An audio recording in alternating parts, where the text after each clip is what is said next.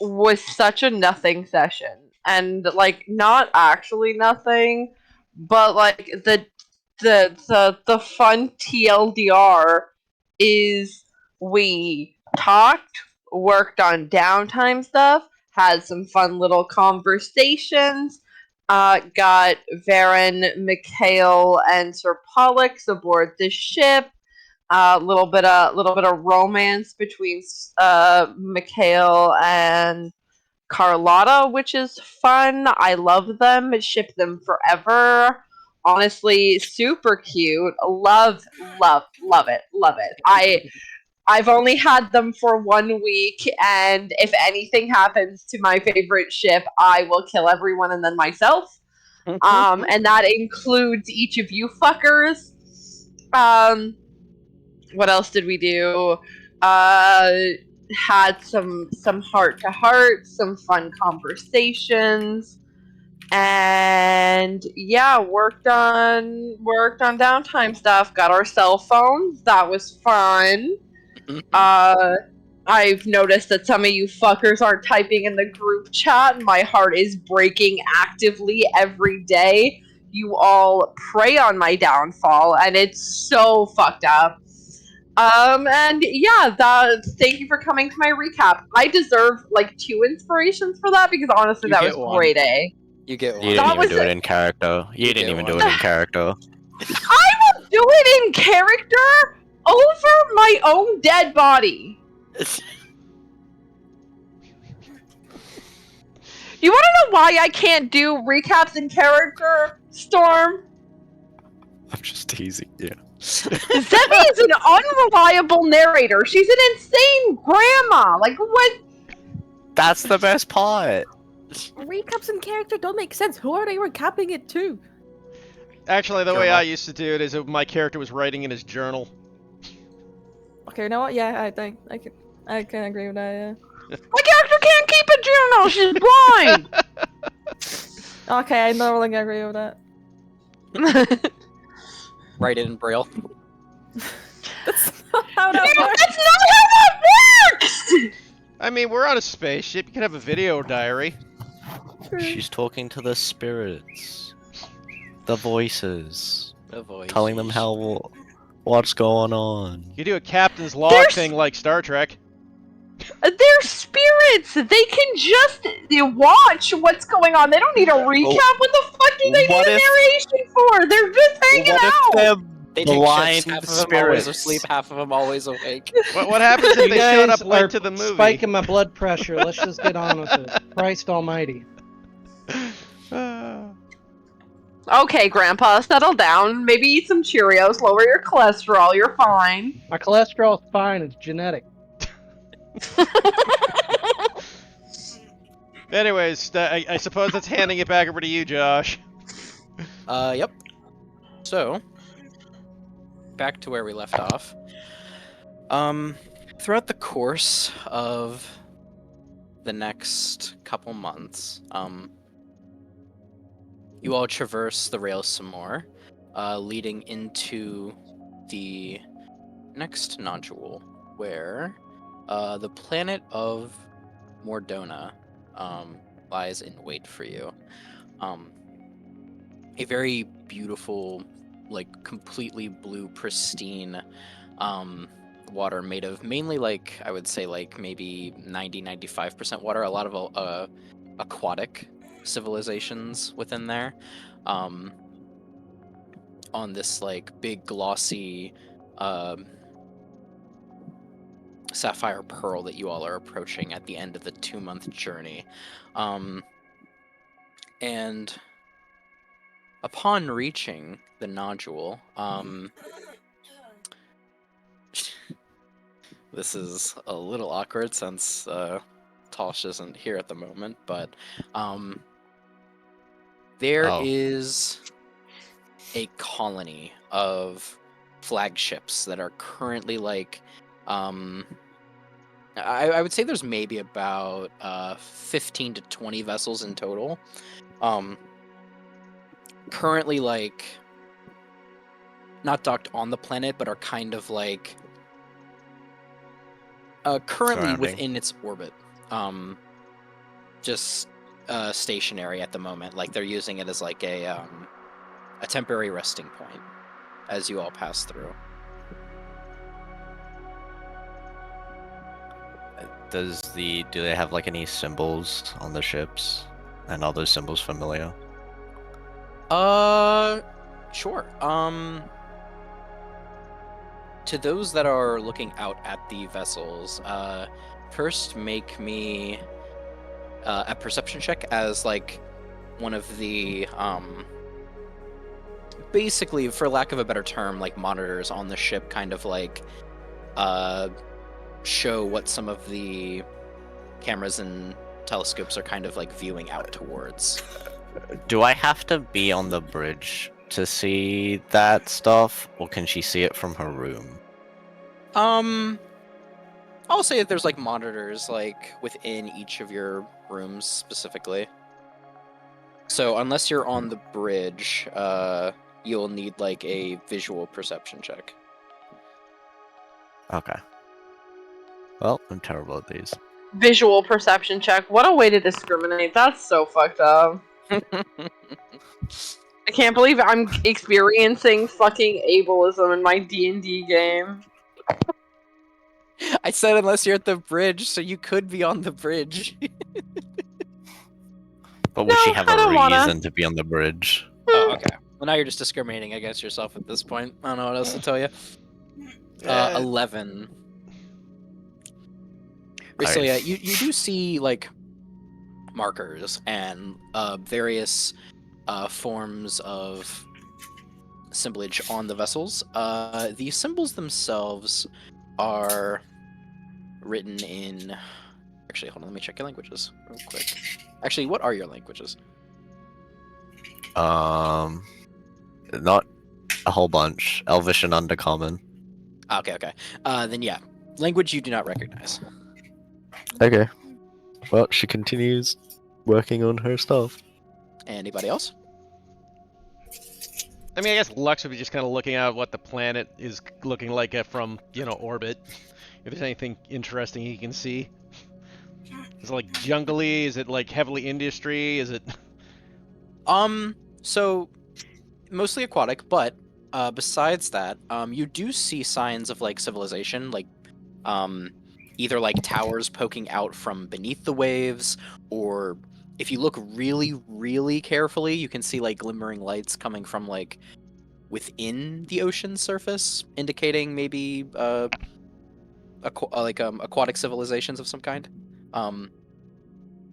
But the water itself, from what you can tell, very, very bright blue, clean looking. Oh god, I do remember one thing I have to check. Mm-hmm.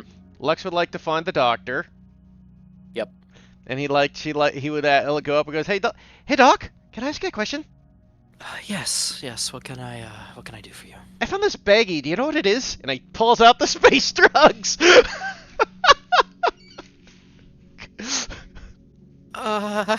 He like stares at it a little. Do you mind if I take that off of your hands briefly? But I mean, can't you just tell me what they are? Not without running tests. Oh, okay. He kind of like dips in and just like scoops out a bit and hands it to her. She scoops her hands into like a bowl shape and then takes it. She has like a little like on her desk. She has like a multi like faceted microscope of some kind. Puts it into like a little petri dish. Slides it under. Does a couple quick examinations. I'm gonna have her make a medicine check. Okay. She then stifles like a quick little like chuckle to herself. Oh, this is this drug is commonly known as frenzy. Frenzy? What's it do? Frenzy, yes. So for beast adjacent races, your your tabaxi, your lichens, your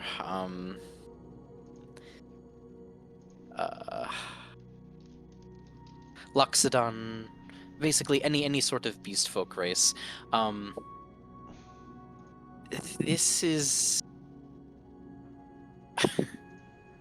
a let's call it a numbing agent of sorts. Very strong laced with a very strong stimulant, it appears. She says she's like clicking through the various like levels of the microscope. So it numbs you but stimulates you? Aren't those Yes. contradictory? Yes, they are. It stimulates the mind. The body becomes very let's just call it non-functional. Oh. Oh, thanks. He stuffs it back in his pocket. Okay. First thought that goes through his head is, do I count as a beast folk?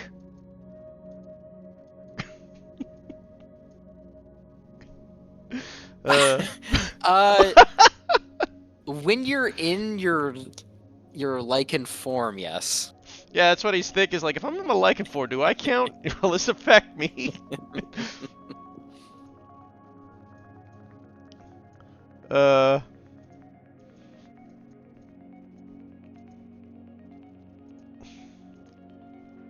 we're over Mordona. Yes.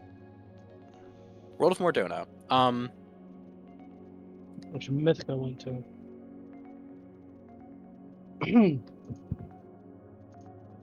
But I think it was Krythos that had. Yes, Krythos on the next node up. Yeah, that one had the armory. Yes, you are correct.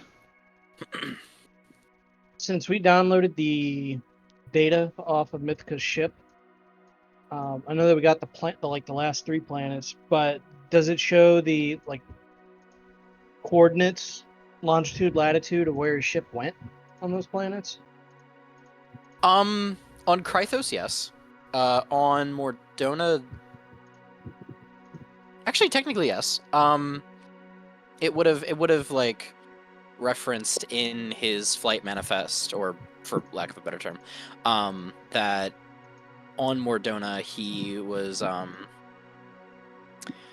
staying in the city of down there, which I'll write in the same channel I put everything else out. City of down there. Down there, yes.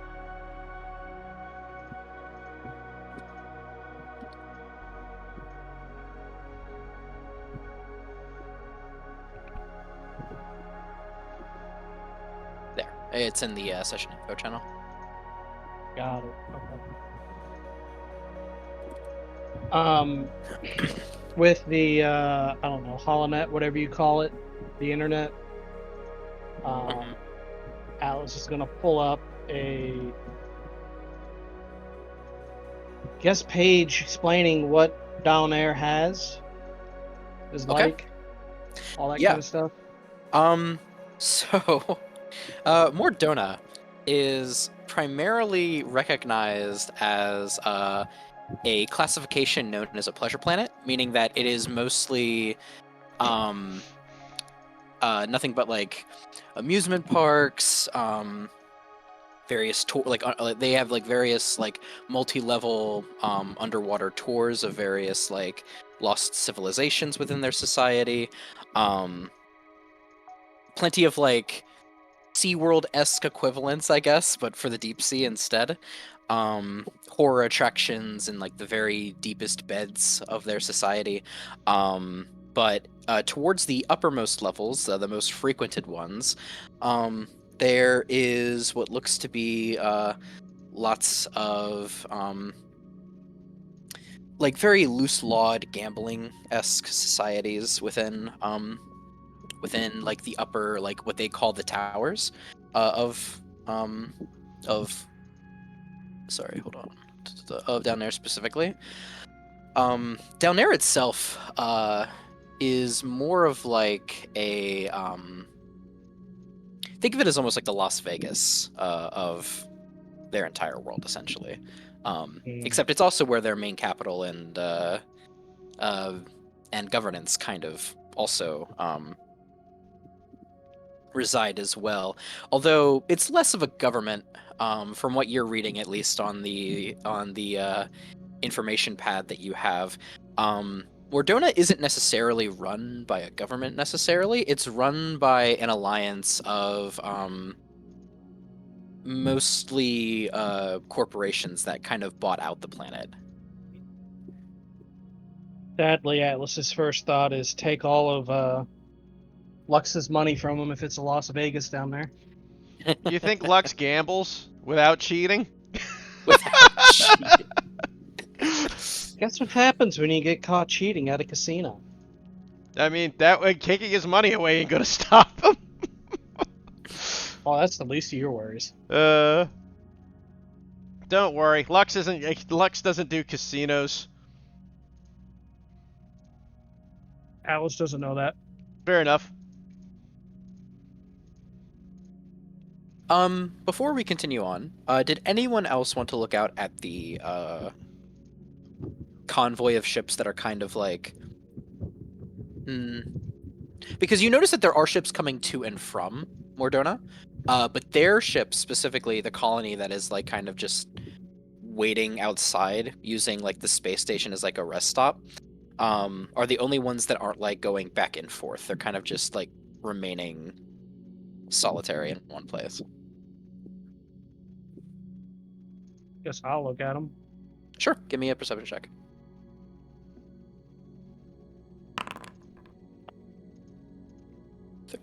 Whoops. Okay. Okay.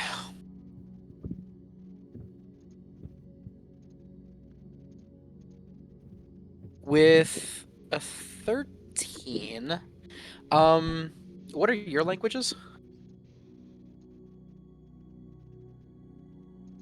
Common, Elvish, Celestial. Okay. Not a language that you are particularly well versed either. However, I will say that with a 15, or sorry, not a 15, a 13. With a 13, you managed to pick up the same symbol that appears across all the ships, or at least all of their heraldry and banners as well. Their banners being mainly like a dark forest green. Symbol itself looks to be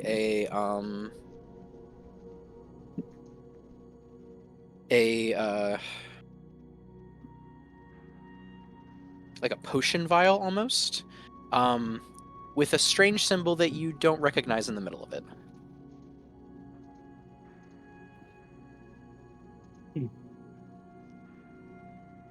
Can I roll a history on that? Sure.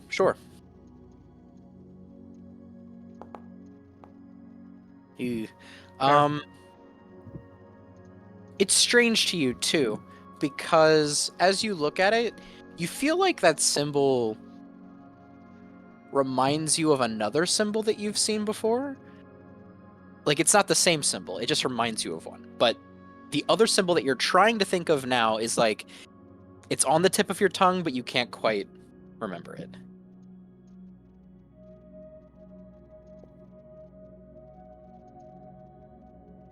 Okay.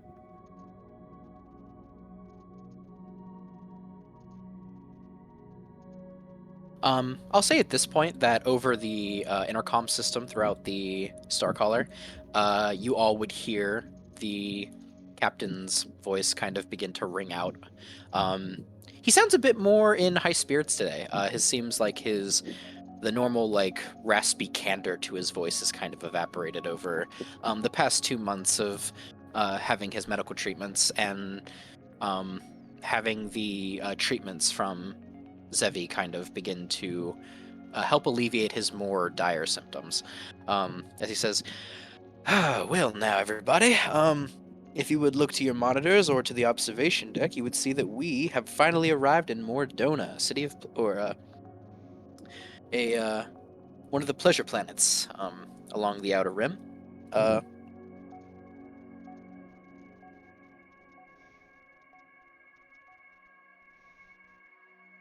we only necessarily have to dock for to re-up supplies.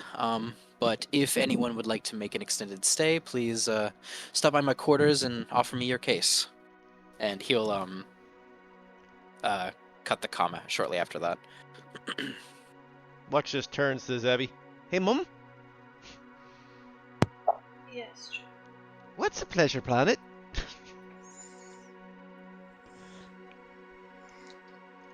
I am not sure. Perhaps it is where. Have you ever seen those large, glowing, metal circles? She like. People go on to go high up. They go around. Lux just kind of looks. I mean, knowing you can't see him, he just makes this really weird face, but goes, Mum, I don't know what you're talking about. Yes. They're not like. I mean, they're not. I can't imagine it's what I think it is.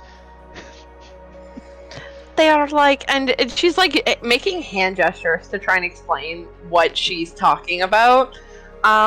They are like large, they have lights on them, and they are like circles, and you sit in like a cart, and the cart goes around and up the circle.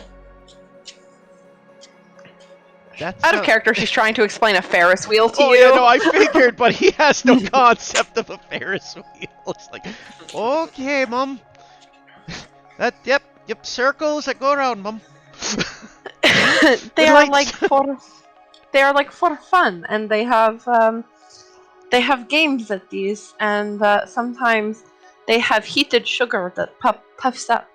Oh, okay. Oh, I was just worried about it because I know what a pleasure house is, and I thought, oh, planet. No, Owners. it is not like this. Not like a pleasure house. Oh, okay. I was about to say, oh, planet of hookers sounded a bit extreme.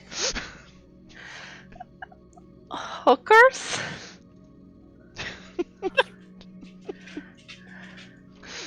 Oh, sorry. Ladies of the night, Mum. Oh yes. Okay. I understand this concept. I do not think it is like this. Okay. Shufang, if Shufang is nearby, he's like shaking his head. Jufong's also a friggin' beast, like lycanthrope. He's got the perception to probably hear it. That's true.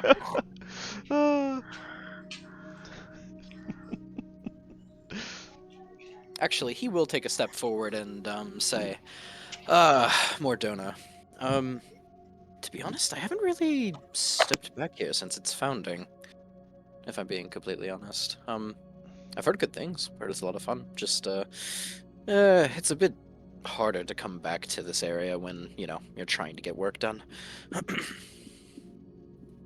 Too many distractions. Did you spell Mordona the way I think you spelled Mordona? No, it's slightly different. Originally it was, but that was before I realized where I got that name from. Fair. Anyway. I do not have interest in large circular ride and heated sugar. Oh, but you used to have such a sweet tooth. Shufang comments with a smile. Not anymore. We could glaze it in blood or something. I do not think this will work. If we find I got an idea. Like I could make a cake out of a. Imagine if you were to take a pile of shit and cover it in sugar. This is what this will taste like for me. Okay, but think of it what this way, happens Zevi. if we give someone like a lot of sugar and then his blood becomes very sugary? I was gonna say, what if we find a diabetic person? And if you were to feed on them necessarily, do you think it would taste sweet to you, or? Yes, this is likely. Okay, so we But just gotta find a I do really fat bastard down there and. I do not think we could find a diabetic willing to give their blood to me. Right, doesn't have to be willing. Wink, wink. I'm gonna pretend like I'm not hearing this conversation. Shufang comments as he As he excuses himself to go take a look at the planet. Yeah, yes, it does have to be rolling. Oh, okay. I will take blood from enemies unwillingly, but I do not wish to kill unnecessarily. Oh, fair enough. Well, maybe we'll find a really evil fat bastard. Sure.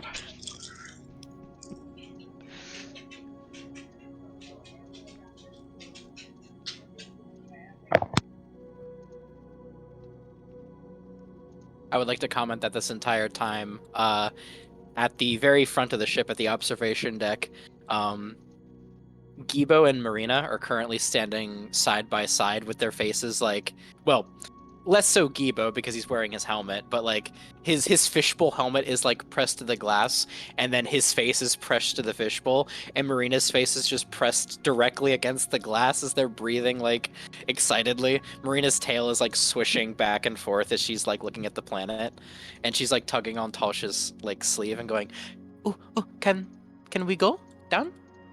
Water planet? Maybe? I could not go to other planet with you." But in the meantime, though, could I get an idea of where everybody is at on the ship and what they're up to at the moment?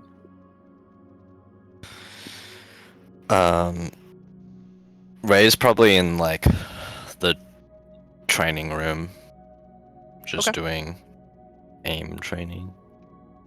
Okay.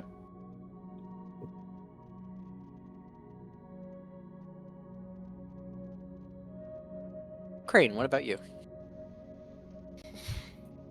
Anywhere without windows, actually. I think. Right, of course. Okay. The utility closet. Yeah, that sounds good. That's her room now. It's like Bender from Futurama.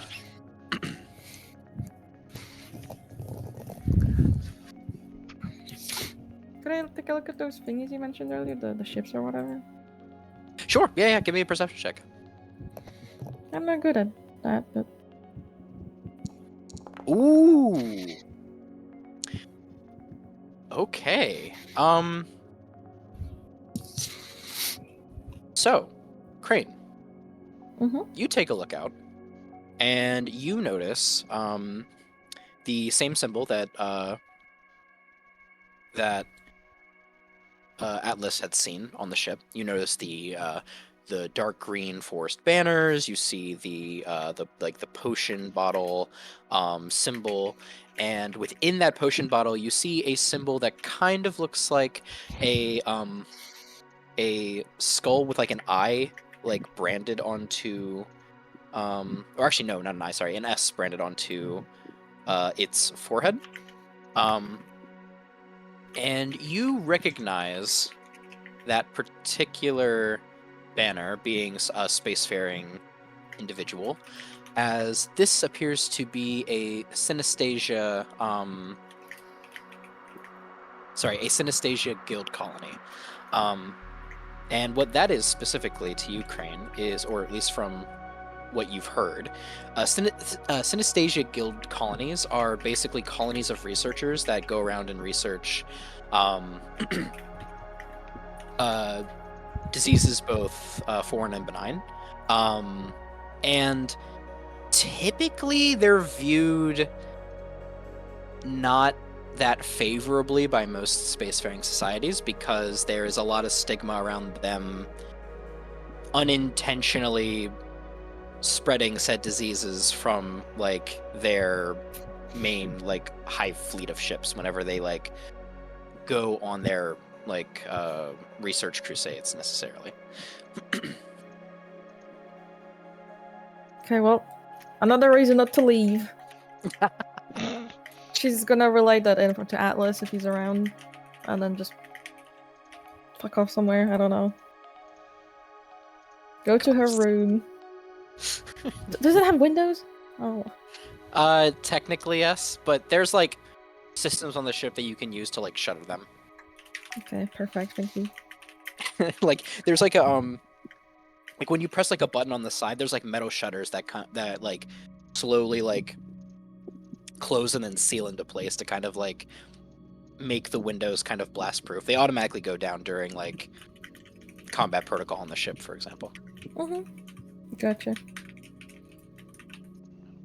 I will put the other info in there. I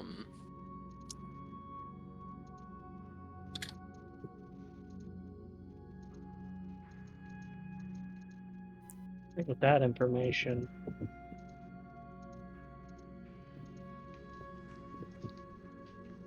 Atlas is gonna look for the captain and then inform him.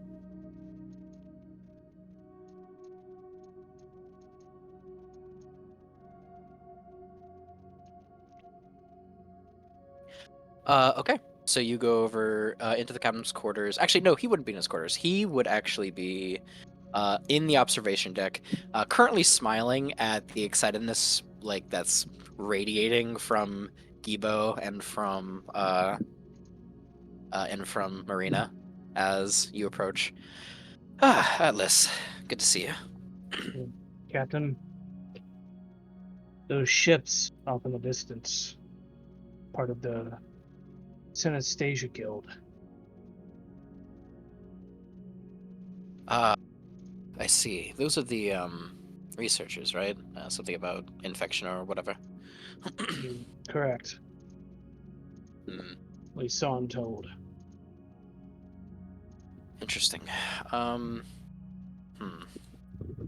you think we should keep our distance, or? Probably, unless something comes up with them. I would prefer not to spread disease among the crew, especially as cramped as we are.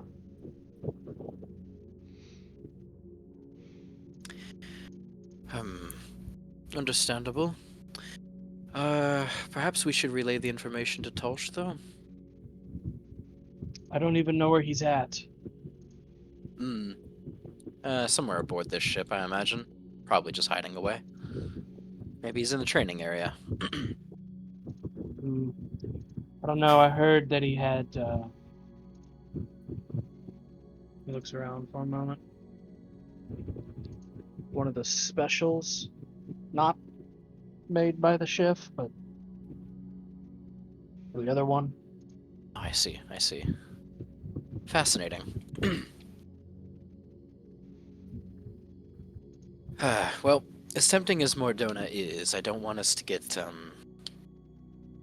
too distracted by what the planet has to offer. I'm thinking maybe half a day visit, full day at most. Normally I don't like leaving at well, when the crew's tired, but Mythica landed on that planet. He did something. that is true.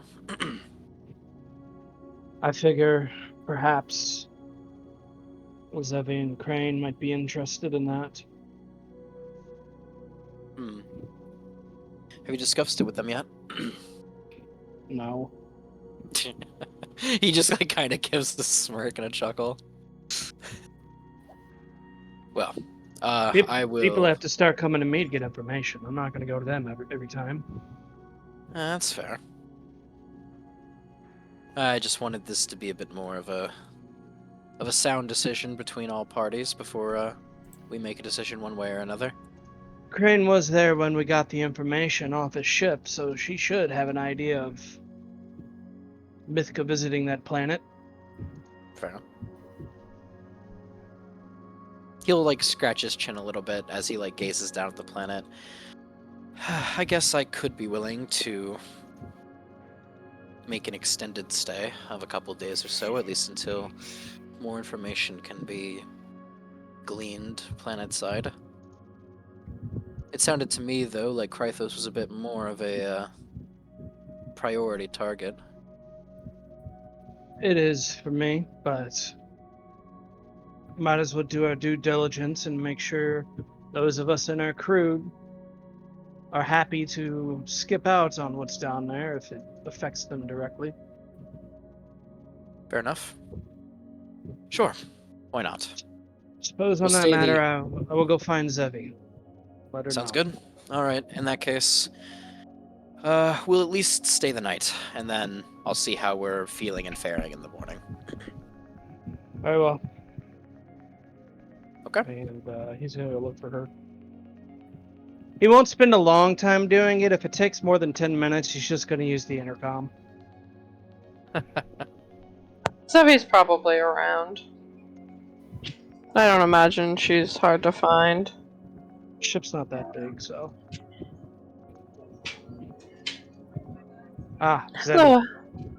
Hello, Atlas. How are you faring? I am alright. How are you? Just dandy. Thought I'd let you know the planet that we're orbiting right now, Mythica's ship, has coordinates on there. Given what I've come to learn, it's more than likely somewhere that he went to make a bet, a gamble, a trade. Perhaps you could ask him why he visited the planet, and we can determine if we even need to stay there and investigate or not. That's up to you. If I am honest, the affairs of Mythgard are quite boring. He was a glorified sellsword with more potential than he deserved.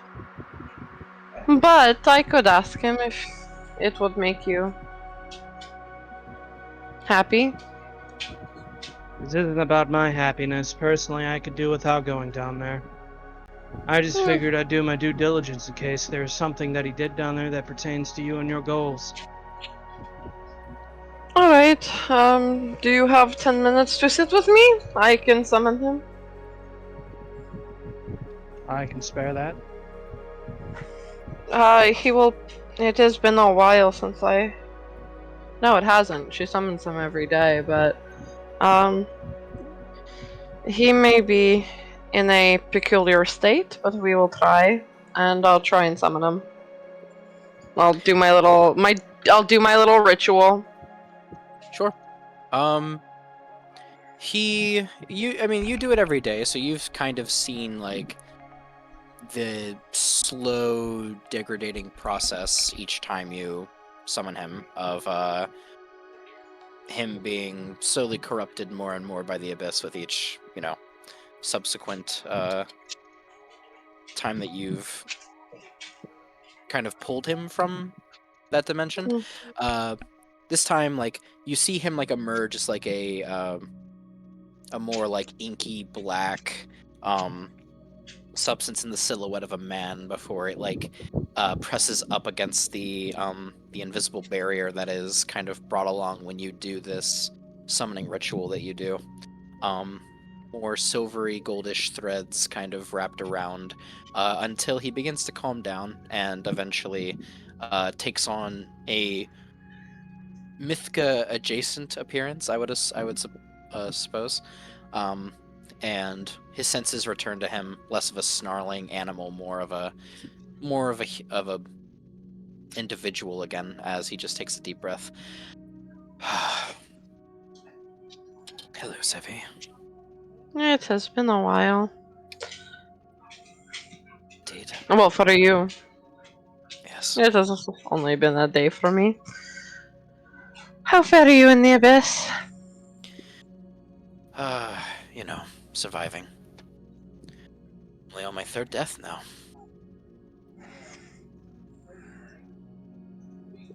Impressive.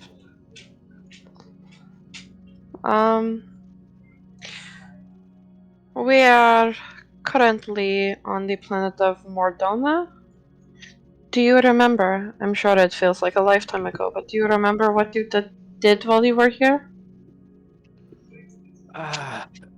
Yes, vaguely.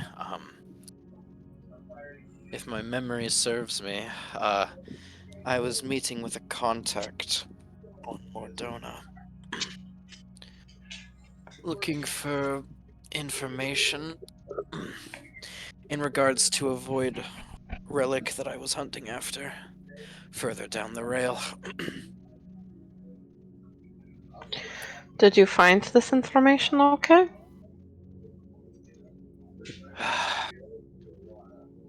The supplier was relatively vague, but I was able to get a little of information from him. At least in regards to its location. See, that particular relic likes to travel. So I don't know how viable the information is currently, I'm afraid. It was something I was going to track down after I had collected my shards.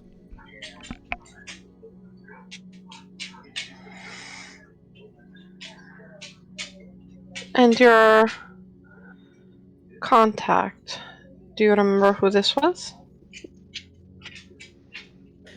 That would be, goes by the name Shaletooth, down on Mardona. A big, portly, shark-like fella. Runs the, runs a, establishment known as the Crooked Fang. Do you have any sort of code or phrase in order to Less so a swap code or information? phrase. He says he takes like the collar of like.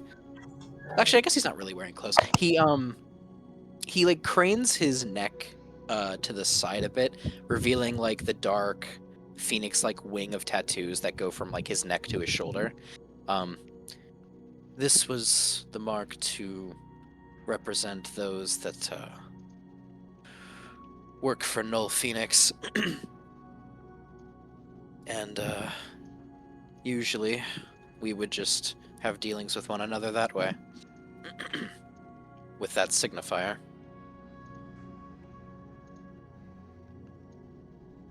You could try to deceive him, but he has a good eye for seeing through illusions, so be careful.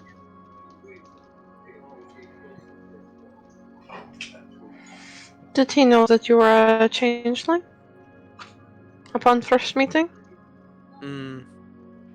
That information was only garnered to those that I felt like I could truly trust. We may work in similar circles, but this Shaletooth is a bit on the shadier side. I only asked to try and gauge how good he was at seeing through illusions. If he could recognize a changeling, he would be very good. They are difficult to spot. If he did recognize it, he never told me. But then again, if I knew, I wouldn't lay my cards out on the table that quickly.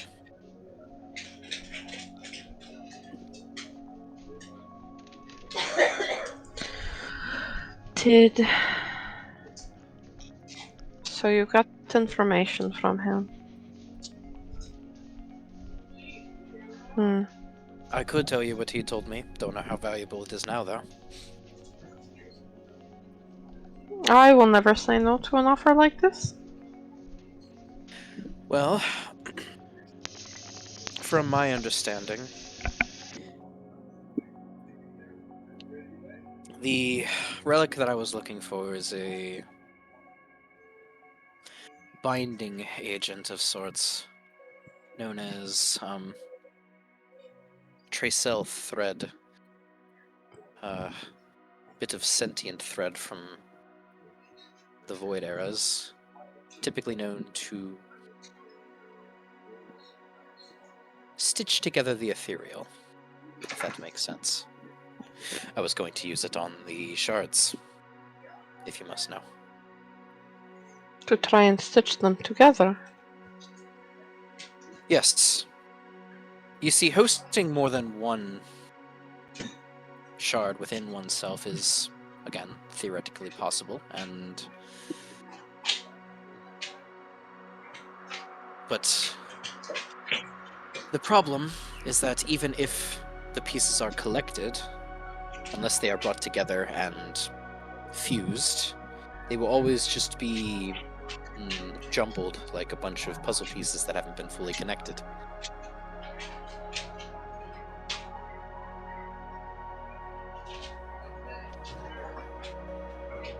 Interesting.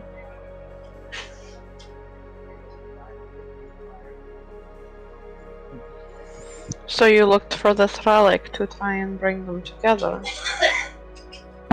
I wanted to see if I could get my hands on more than one shard first, then see if I could find the binding agent and, see if, well, if I could happen across a bit of luck. However, he says, kind of gesturing to his own body now, luck's appeared to not be in my favor.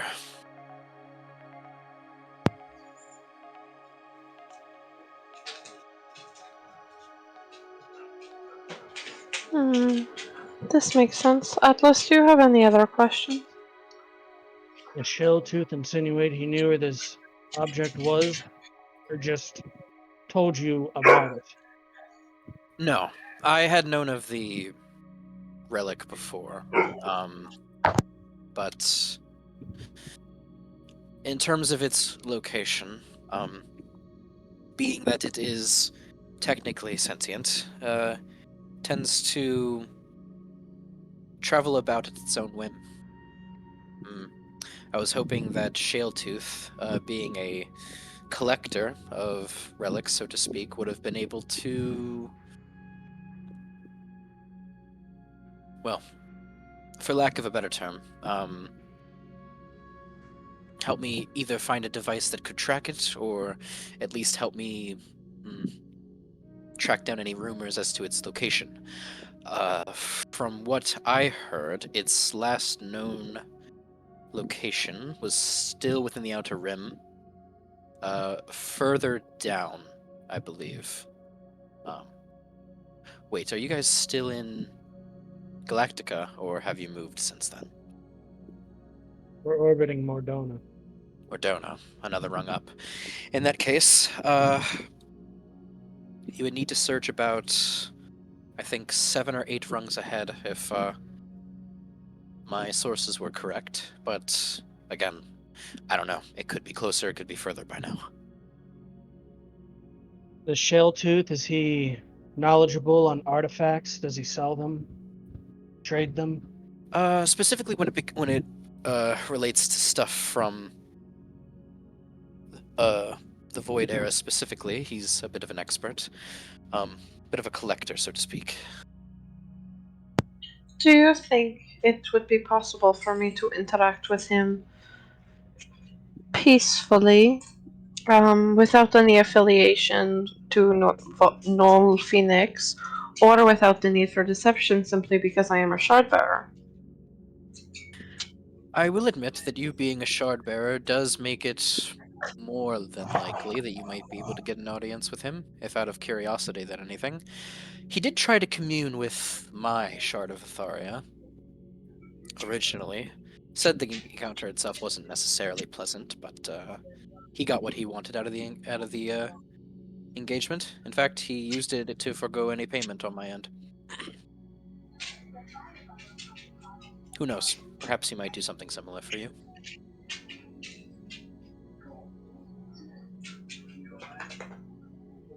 You sound like an interesting man to know. Something like that. It's very eclectic. I do not know what this word means.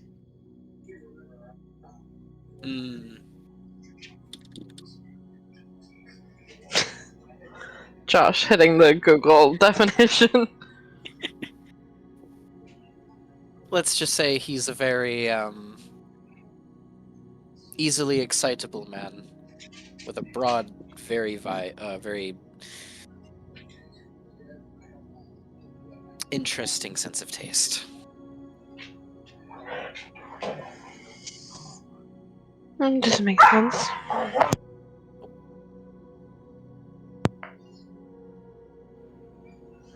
Sorry, dogs. Good.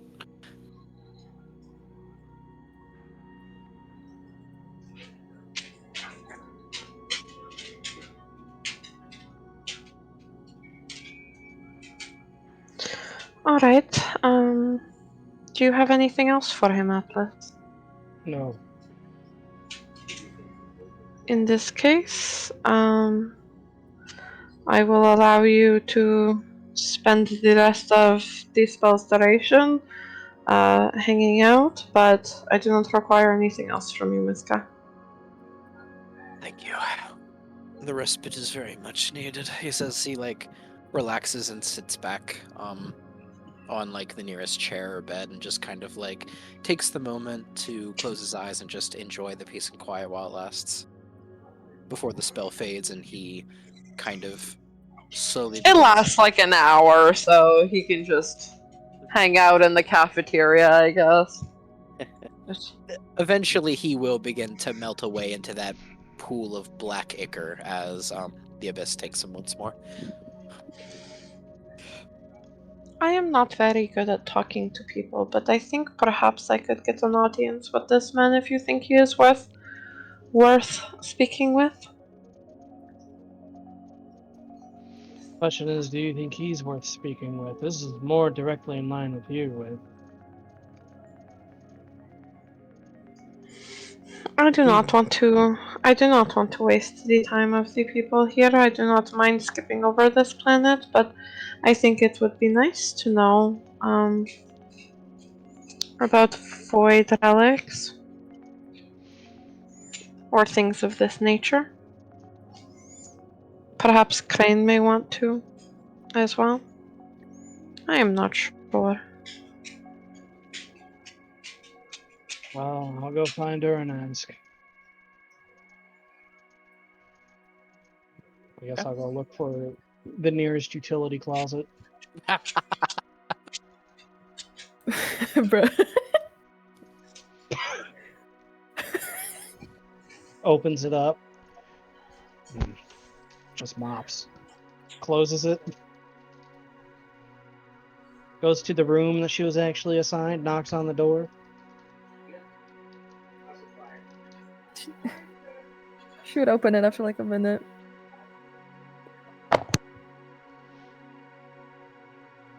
Can I help you? Ithaca had a contact on the planet we're orbiting. Knew about void relics, apparently. Named Shale Tooth. If you wish, we can go down there and speak with him. Zevi's You know what, hold on. I'm just gonna roll something real quick.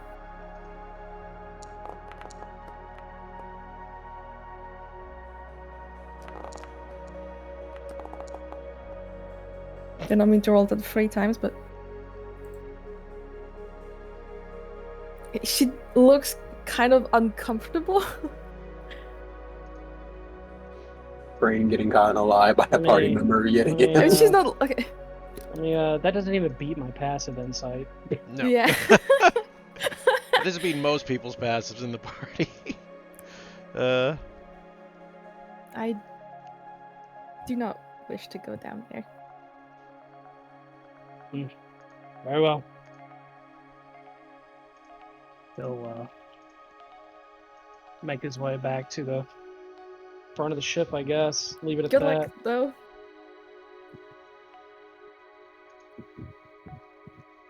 Thanks.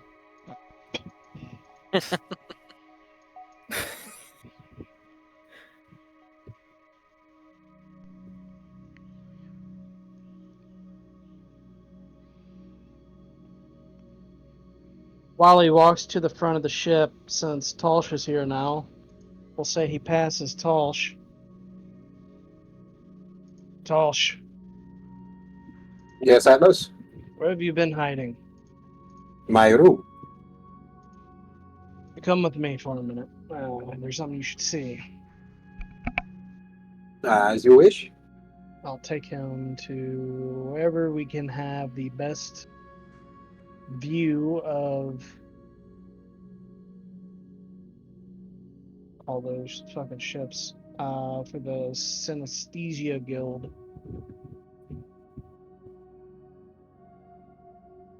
See those ships over there, Talsh? Yes. See that symbol on them? I believe so. That mean anything to you? Well, damn, does that mean anything to me? Ooh, actually, you know what? We're gonna do something fun for this. Give me a religion check. Go. Now what? I mean, it's. I don't know why you can't see it. I click it and Oh, okay. Hmm. We are rolling hot tonight. Uh, Veta is Important question. Would is 2d4 change the outcome of this? that would potentially bring it to a 16, right? Okay, I'll put it to you Oh, I this know. way. It's only ability Could it- checks. Oh, I was gonna say, regardless, it wouldn't hurt. Well, I can't do it. Oh, okay. All right. Okay. I read through it again. It's only saving throws and attack rolls specifically. Yeah, you gotta be the undead Okay. one to get the, I should have guidanced you. Damn, let the d4 work. Let the T4 work. All right. I'm Well, not. in I'm any not. case, I'm God, not in the habit of guidancing every single thing. So yeah. God, please let this man's memory work. Tosh, yeah. You take a peek. Actually, you know what? Okay, now give me a history check since your religion failed you. Oh boy. What now? yeah, That's Let me help. crazy. I'm helping. He helped. Sadly, Atlas, since this is not in relation to your god specifically, this. I know. I love it when you burn the All nat right. 20 for the meme. You know what, Tosh. Yeah. You're just looking through, and that's a pretty banner. You don't really know anything else about it. Damn right.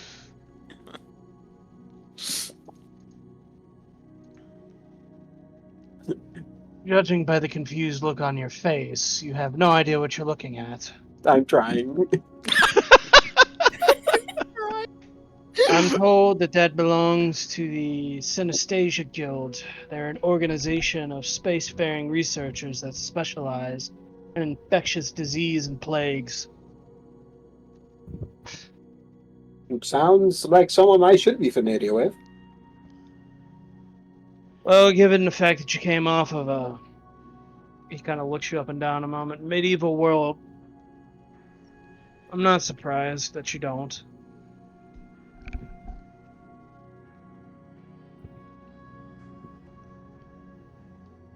Hell, I barely knew about them. Perhaps I have heard of them. I just do not recognize anything about them. Is there any way we can contact them? We might be able to hail them over the comms, but I've heard rumors that they on occasion spread plague and disease. Whether or not this is true, much less on purpose, I can't say. And given how compact our ship is, it wouldn't take very long for anything to pass quickly.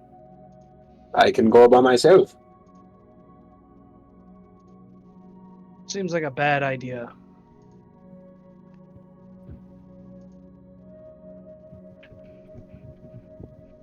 Well, I am immune to disease. You might be immune to disease, but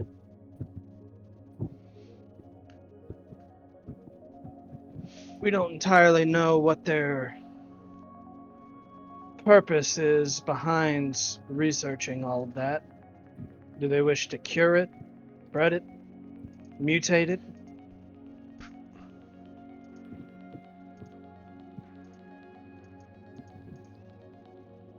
Man, if only I knew more about these guys. Back home, there were Man, people I who. I'm trying, man.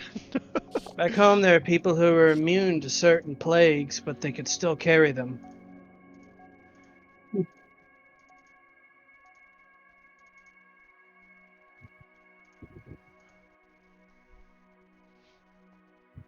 I could still neutralize them if necessary.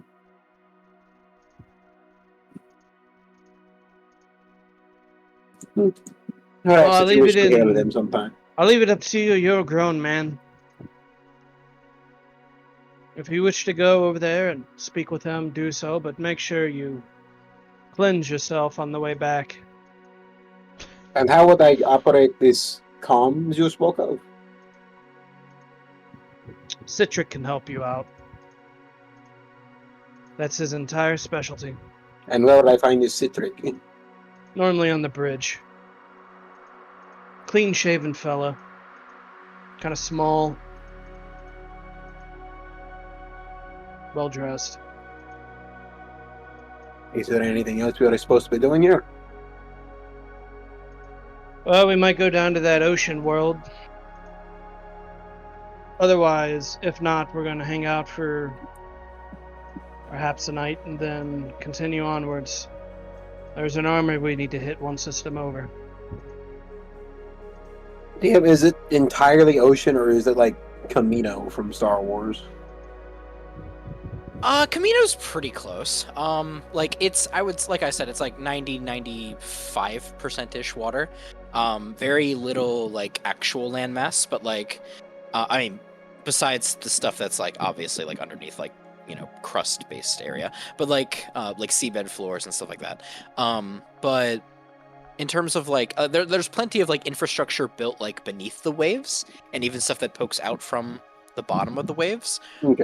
But yeah, like in terms of like actual like landmass continents like stuff, hardly anything. Okay, so it's like that one Knights of the Republic planet. Yeah. Okay.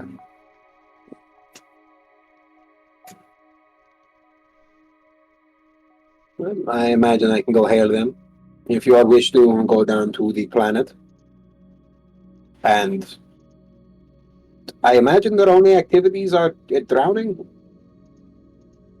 Did you say their only activities are drowning? I did. Atlas smirks. Funny. I don't see what else you could enjoy on this planet. They have cities underneath the water. Those towers that you can barely vaguely make out. Elevators that go down to those cities. Sounds like an inconvenient place to put a city. Well, you know, Okay. life finds a way. Well, I will likely go attempt to contact these Synestasians. Very well. If you want me there, I can tag along. I imagine having someone of familiarity with space would be useful. Well, if that's the case, you want Crane. She's been out here longer than I have. Hmm. I could go to Crane then. Well, She's thank in you a for room. bringing this to my attention. Yep. I will, I suppose, meet you down on the planet eventually. If that is where we decide to go. I'll let you know. Talsh will go and approach Crane's room. He knocks on the door. Crane? She'll open it. Yeah, yes, Talsh. Do you mind assisting me? How can I help? I'm wishing to calm these Synestasians. Oh, talk to them? Yes, Yeah, we can do that. I imagine you would know something more about them than more of the people on the ship. I've seen a couple of their buildings before on some of the planets I've been to. Do you know what their intentions are for researching disease? I imagine they're not walking bio-terrorists. Do I know that, Josh? Are they like looking for cures, or are they just what do they do? Okay, based off of your rolls from earlier, because if I remember correctly, you rolled pretty high. You rolled like an 18, I think. Mm-hmm. Yeah, but that was for perception, though, right? Oh wait, Yeah, that they was haven't rolled a perception. history. Yeah. That is true. Okay, roll me history. Okay, well, I guess. Woohoo! 12? 12? Can Okay. I- Well, with the 12, they're not bioterrorists. We'll take those. They're no. Okay. In all seriousness, the Synesthesia Guild are, like I said previously, researchers. But in terms of what they do with that research specifically, they're kind of known as like a bit of like a humanitarian group. Their main purpose is to try and cure infectious disease whenever it rears up, essentially. Um, and the negative rumors that you've kind of heard are from like worries about them like accidentally spreading like the diseases that they research from their ships out to other planets. Whether those fears are founded, though, it's up in the air. So has it actually like happened, or Like is it just have- people making like them? In terms of with it, okay, here's what I'll do. With a 12, you've heard of it happening, but whether it's like 100% corroborated to have been their fault, that's like up in the air. But there have been cases of them going to planets and diseases breaking out, to which they claim was accidental. Hmm.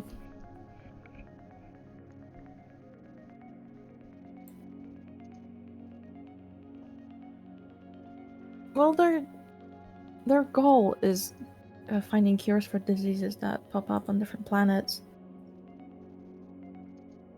But the way they go around it might be questionable.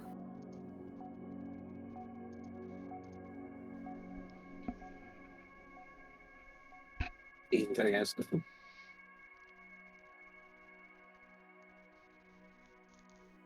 So, did you want to go to the fleet, or to try and contact them Using- remotely? The bridge. Oh, what the fuck's the bridge? So, someone fill me in. The Like the front of bridge the of the ship, ship. like the yeah. Oh, that's just an English word. Okay. Mm-hmm. Yeah, we can try. Alice will head up to the bridge and look for the citrusy man that Atlas pointed him to. Citrus. Jesus Christ. There's the orange. You eventually find Citric, or Citric rather, currently at the bridge, currently kind of like going over just basic like glossary information over the planet and just like taking notes himself personally on his own datapad. But as you and Crane approach, he just politely bows his head towards the both of you. Hello. What might I do for the both of you? I am wondering if there are any abilities to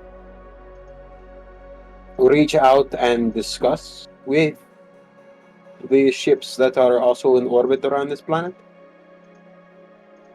Oh, he kind of like turns from what he was doing and like looks out towards that colony that was mentioned, and like kind of like regards the heraldry on them a bit, and then gives like a very slight nod. Oh, sure.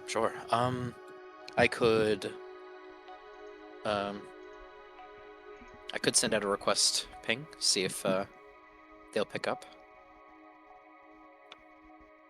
He'll then kind of like. He will then kind of like use his hand to wave off the kind of like digitized picture of Ordona that was like currently on the frontmost display system, and then brings both of his hands up, kind of like summoning a like console, like a digitized console. He'll then kind of like make his hands do like the iPhone like zooming motion to like target the the frontmost ship, and then he will like press his 2 fingers to like 3 sets of the digitized buttons before then going here, step here, and he'll kind of like gesture you towards like the centermost platform where there's like a kind of like an intercom like microphone, so to speak, for you to speak into. Alice will step where designated. Okay. And as you step into that spot, you see a very stout, dwarvish man, in what looks to be a dark green, almost cleric or robe-like regalia. Across his body, you see the symbol of the Synesthesia Guild on the top of his cap, embroidered onto the top left pocket of his jacket, and also you see a holy symbol of Veda around his neck. Oi, what might I be able to do for you? Who's hailing us? This would be Tarsh of the Star Column. Oh, well, good to meet you, Tausch of the Star Color. Is there something that we at the Synesthesia can do for you? You got any sick aboard your ship?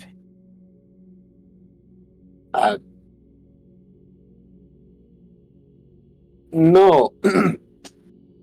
That marker on your neck. Oh, yes. Mark to the blessed above, Mistress Veta. He says he like brings the symbol up, kisses it, puts it back on his neck. The patron of our little society here. Yes. I was interested in coming aboard and perhaps seeing what you all are attempting to do here. I am well versed with disease myself personally. And am myself a follower of Veta. Ah, well, if we're being quite honest, we came here in search of to restock and resupply our thresholds of fresh water, as a lot of the diseased patients that we work here aboard the ship get dehydrated very, very quickly, run through a lot of water very fast. Also, the various herbal saunas and spas that we have aboard the ship also need to be cycled and cleaned, dumped regularly. All this put together, very, very heavy costs upon our water reservoirs. We need to go to water-rich planets very, very frequently to resupply. And then spend a couple of days irrigating, cleansing the water, getting all irritants and salt out of it before making it pure. I am rambling. He says he like scratches the back of his head. I believe I can be of assistance in helping some of the sick you have on your ships. Oh, could very well be of use for sure. We do need a couple of them, at least to remain within our care while we search for more permanent cures. You look like to be a man of the cloth. Or do you actually have any like Oh yeah, I have like- vestments. No, he wears Okay. vestments or nobility clothes whenever he's just hanging out. Mhm. I can see from your attire that you are a man of the cloth, so to speak. And I'm sure that with your divine power, you could take your time and heal a lot of the people aboard these colony ships. But at the end of the day, curing one person, although good and definitely something that we should strive for, is but emptying out a thimble cup of water out into the ocean, so to speak. We are trying to find more permanent cures with our research. However, you are more than welcome to come aboard. Just know that our methodology for cleansing before coming to Anthromnership is very extensive. I do not imagine you are planning on lighting me on fire. No. Just to warn you, you and any accompaniments that you bring with you will have to strip entirely down.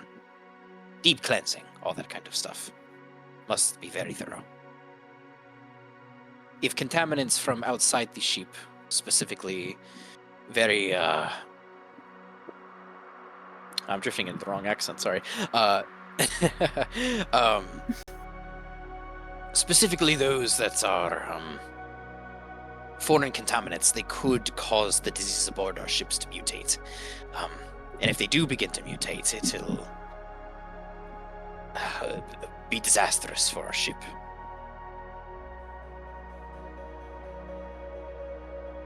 As long as you abide by our codes and regulations, though, then by all means, the more the merrier. I would be happy to come across. How do you intend to get me to you? Well, if you would like, we have, we have small vessels that we use for scouting. We could send one to your ship, leave it docked in a safe place to, well, prevent any contaminants from getting back and forth. The first will do. Okay. Sounds good. Is that everything then, Mr. Tarsh? At the current moment, yes. He'll then do a very polite bow and say, Veta be with you, always. And then he'll cut the line himself. I would hope she is. Well, I apologize for wasting your time, Crane. Not at all. Perhaps I'm being cynical, but did you also get the feeling that they're keeping their patients sick to keep conducting research on them?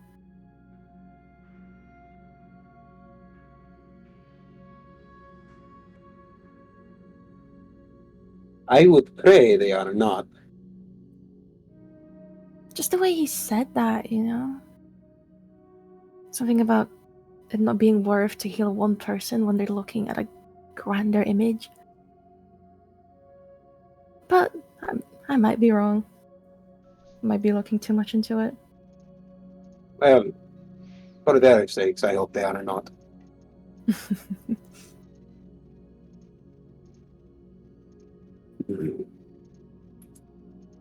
Would you like to come with me then? To the fleet.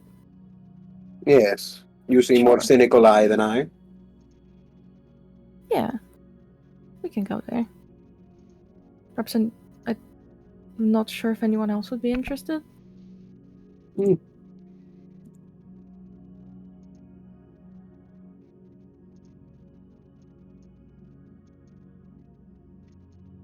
Could ask around.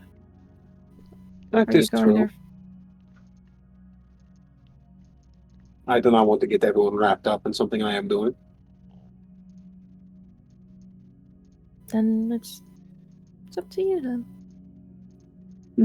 It would not hurt to ask, I suppose.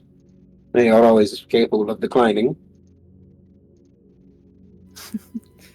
That is true. Can I just use message on individuals in the party? Sure. I don't see why not.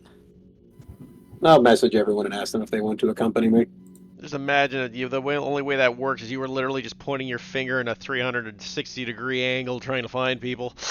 Yeah, it's like a... Oh god, what's the stick that can detect water? A divine stick. Yes. Divining stick here. Or rod, I guess is the term.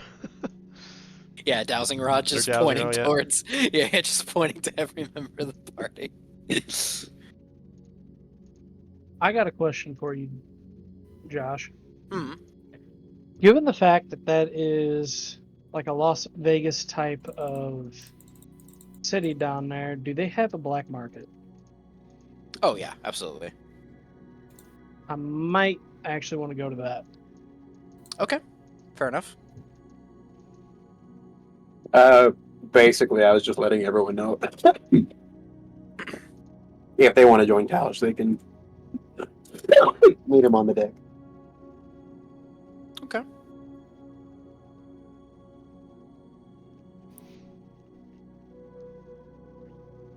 Also, let them know about the decontamination protocol.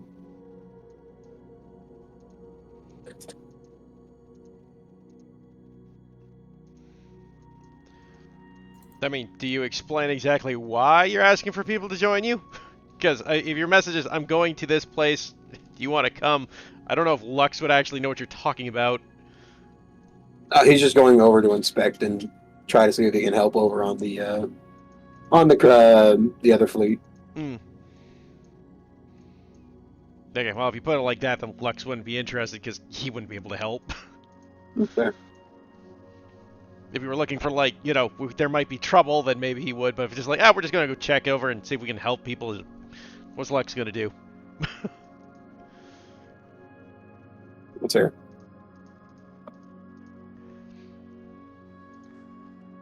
Though, I guess, Josh, one thing Lux would be doing, though, while everything was happening, Mm-hmm. he'd probably find the only other person on the ship his age and look at Maya and ask her what's going on with this pleasure world, seeing another kid's perspective on this oddity. Maybe she might be able to explain it. Well, I've never been, but from what I've heard, it's a oh god, how would a kid explain this? It seems like a whole city of big shinies. Lots of people with too much money than they know what to do with, in my opinion. She says, kind of like crossing her arms and pouting a bit, coming from like More a very money than they poor know what to do with. Lux is nodding with a smile. And in my opinion, if they're stupid enough to gamble it all away, then probably not the smartest types. Not observant or intelligent.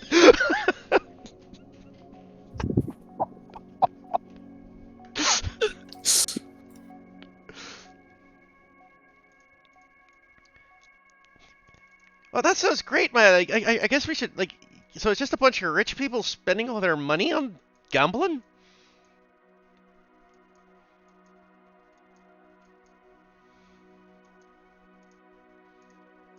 Kind of nods his head. It's like, maybe I should go down there and check it out for myself just to see, because I get a lot of weird things. Mom was trying to explain it to me, but she was saying things like big metal balls of light that go in circles.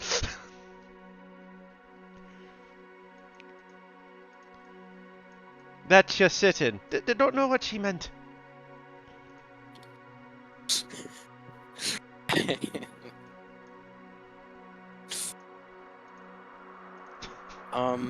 Alrighty. So, with that being said, can I get a basic rundown of who's going where?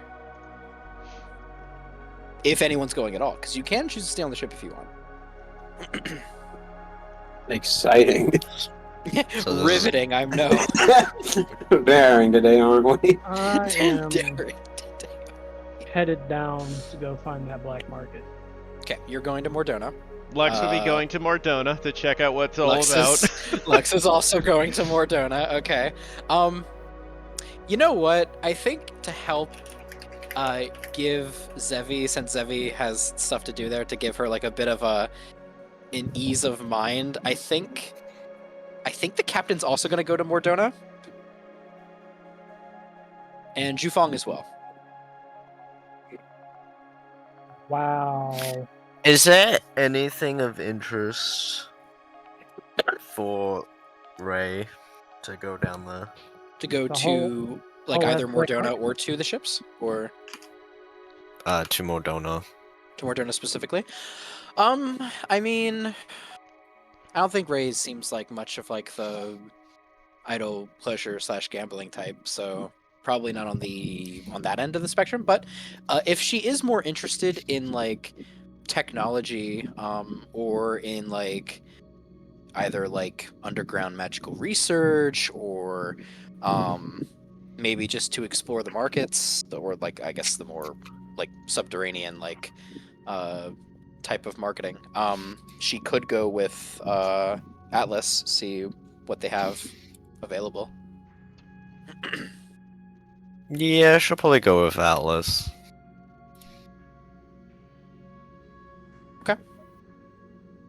Okay, so that's Tosh. No, sorry, that's Racilia, the captain, Jufong, Atlas,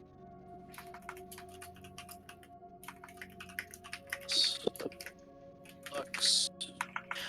Zevi, I assume you're just going to Mordona as well. Yeah, but don't worry about me. I'll do my thing. Okay.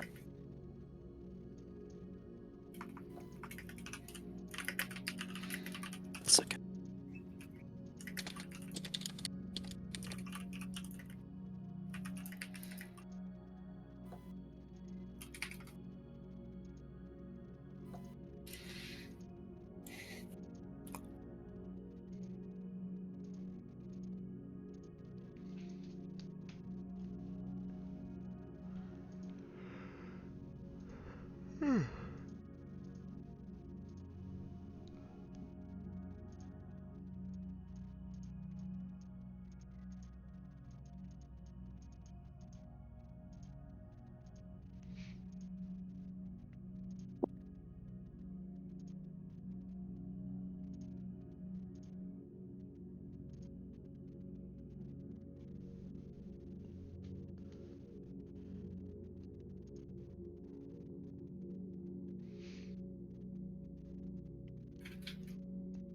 Sorry, just getting stuff together real quick.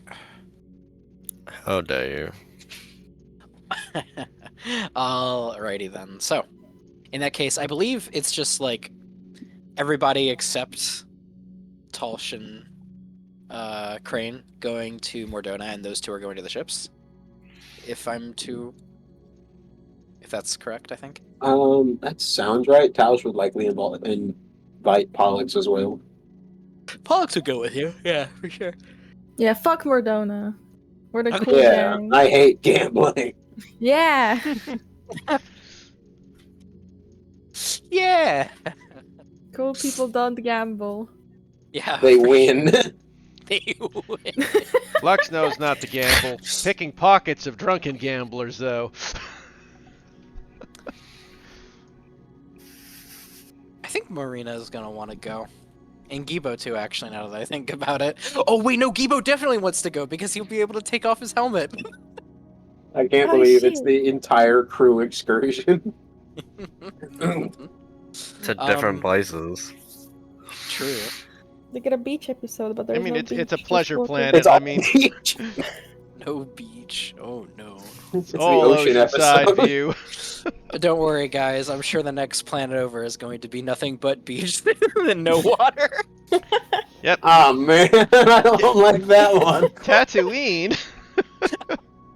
We could find some nice middle ground. I think it'd be perfect. Nah, I don't know. I don't know about that one. I can't That believe you doesn't sound right. segregated the beach episode. I have a monopoly on both ends of the beach episode. Okay, sorry. Anyway, continuing onward. All right. I think I'm going to start with the Mordona group first. That's fair. So, to those going to Mordona, you all are kind of ushered in to kind of like I'll say that like the main Starcaller ship is docked itself onto that mobile space station, the same one that the Synesthesia Guild colony is currently like docked near as well. And from there, you all will basically through Captain Lockhart are going to order like basically a shuttle to go from the station to Mordona itself, and then he'll pay for a return trip as well. So in the meantime, all of you are kind of like packed into this commercial shuttle that can fit about like I'd say 30-40 people, and you all are kind of ushered in with like a whole bunch of other like very gaudily dressed tourists of various races, species, ancestries. Um, and as you all are kind of like brought together into your seating, you all are then shuttled downward rather quickly, but it's a very smooth feeling journey on your end. Doesn't feel like too awkward or rattly. And upon the shuttle hitting the water, this is what you see as you begin to make your way down directly into down there. Let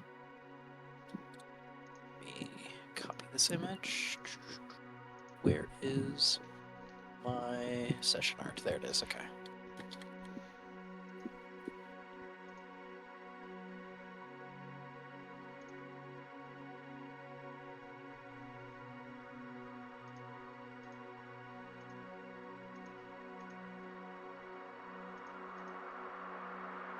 There you go.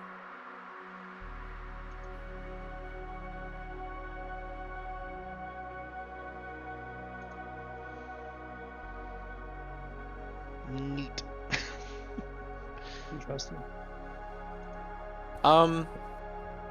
As you all are kind of like ushered in, you all pass through like a bit of a bubble, so to speak, that kind of like encompasses the city of Down There.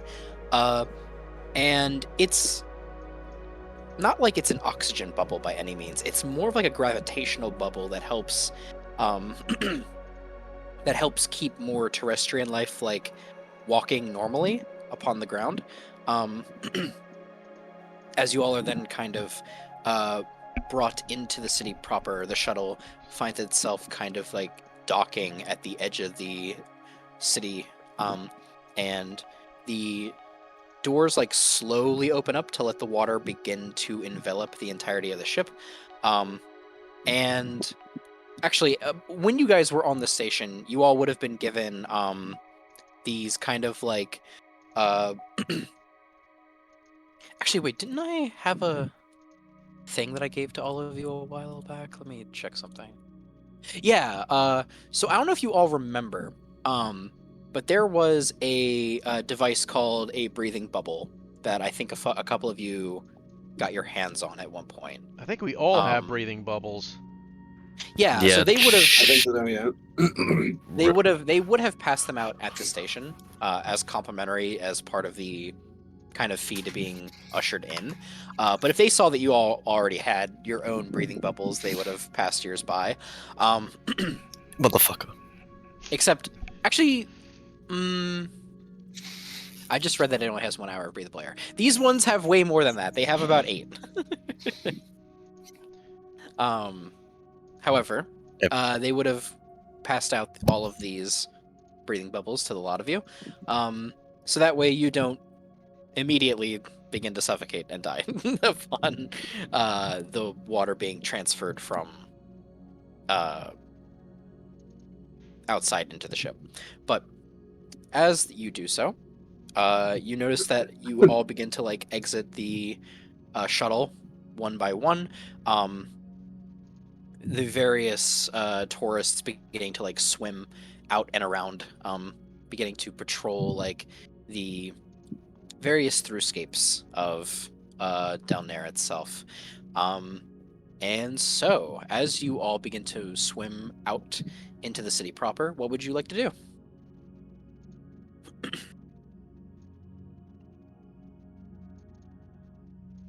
Alice is gonna go try to find the black market. Okay. Alrighty. You can give me either a perception check, an investigation check, or a persuasion check to ask around. I'll go with what I do best. Ooh, yeah. Using various context clues that you see within the city, kind of like using your more perceptive eye to kind of spot out the more shady looking individuals, like even amongst this, city of of gambling and and other likes, you are able to then kind of like using your intuition begin to follow certain subsects of these more industrial criminal type individuals until you are able to find what looks to be a more subterranean part of one of the more larger establishments in the city, leading into kind of like an almost completely subterranean aquatic almost mini city, so to speak.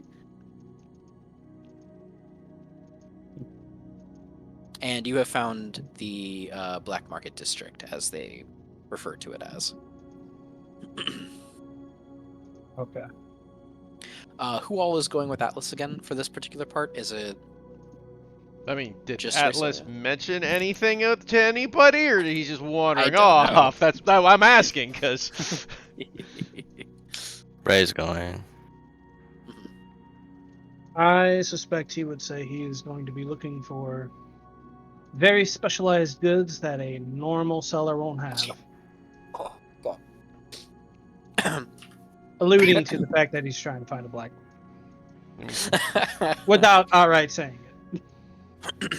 I mean, Lux knows what a black market is. He's probably interested in seeing what that was about. That, or he wanders off by himself to a random casino. Okay. Could I have everybody with Atlas at the moment roll me a D100, please?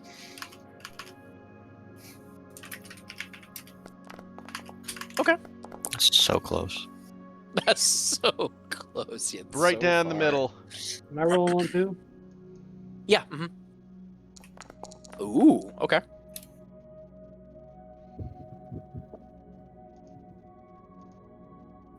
Okay. Okay.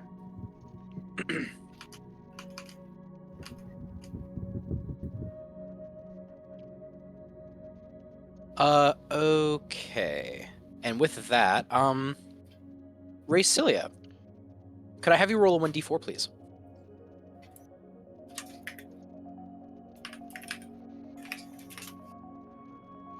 Okay. Lux, could I have a roll 1d2, please?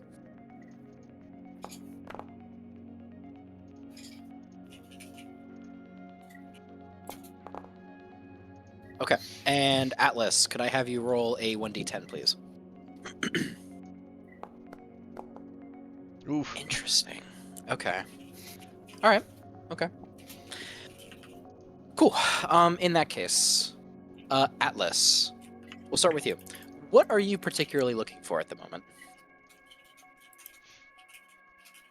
I'm trying to find if anybody is selling either a splinter of bone from a fallen Elysian or a chunk of radiant azurite. Right. Yes, of course. Really weird shopping list. Very specific. Yeah. Okay. With the rolls I had you do, I will say that there is no radiant azurite. However, you do find various like collectors that are in the midst of selling various biological material. Whether it be like it's kind of like a almost like an appendage broker, so to speak. Very strange. You In the find business someone's of selling kidneys.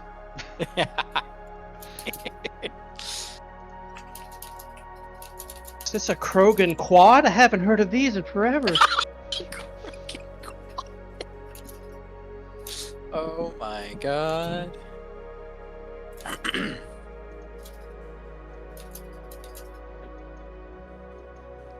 I will say though that Atlas,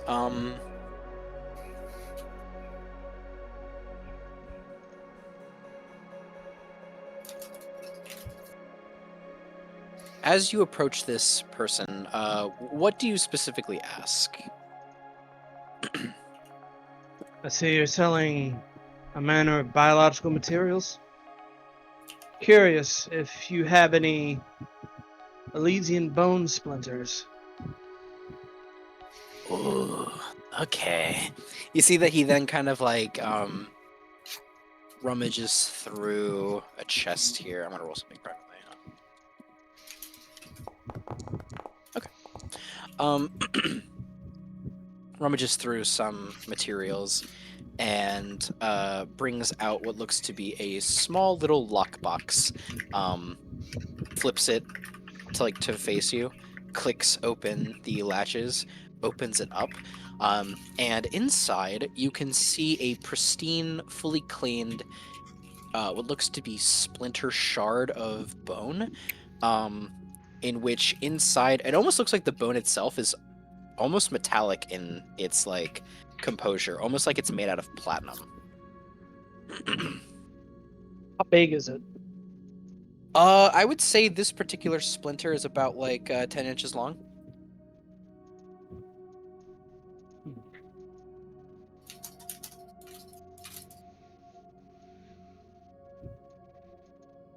I am going to.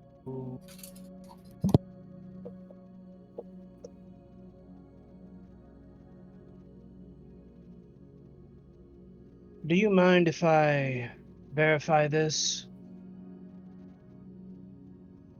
Sure. It'll be only a moment. And I'm Why going not? to cast Detect Evil and Good. Ooh. Okay. So it also detects like type, Creatures right? is located similarly. There is a place in object in 30 feet has been magically consecrated, desecrated.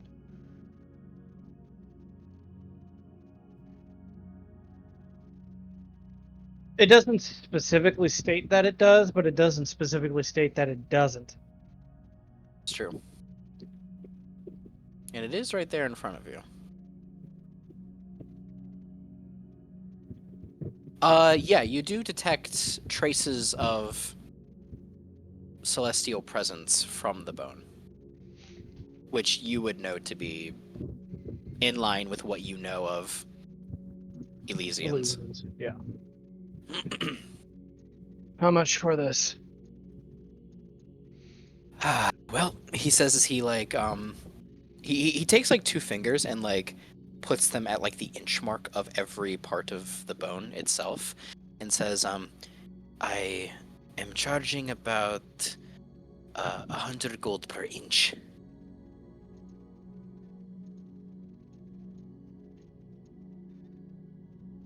I'll take the whole thing. Excellent.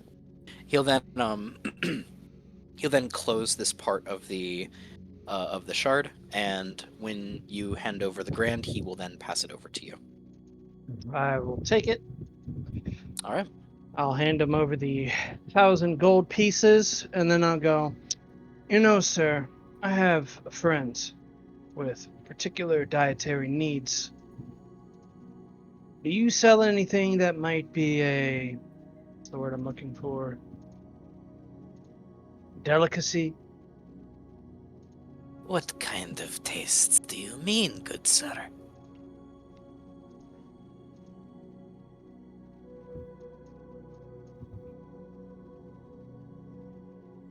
Blood?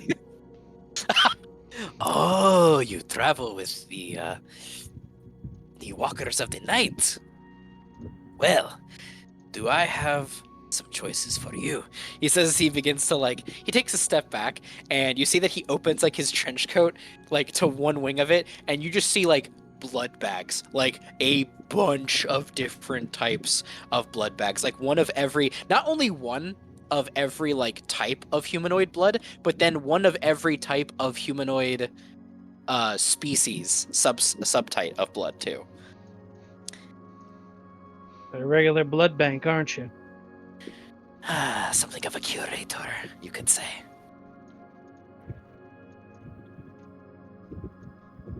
And if if they are looking for something a bit more, something with a bit more bite, he then kind of like he kind of reaches down and pulls out like 3 different coolers, pops them all open, and you can see sets of kidneys in one cooler, sets of hearts in another cooler, and then sets of like intestinal lining in another. I've got intestinal lining, hearts, lungs, kidneys. I like the idea that he's literally right now selling like transplant organs as a buffet. Normally these are for more medical purposes, but I dabble in culinary expertise as well, I suppose. For the dampiric and vampiric amongst us. Hmm. I wasn't aware they enjoy eating lungs or intestinal lining. Curious. Those are less so for the vampires and vampires, more for the cannibalistic inclined. Let's just stick with the blood. Okay, alright. What kind of blood are you looking for? Just any? Any that are rare? Blood types. Okay. Okay. Let's see if I have something special for you.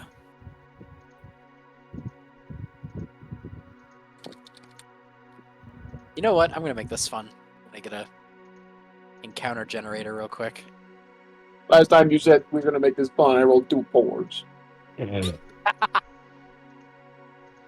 So true.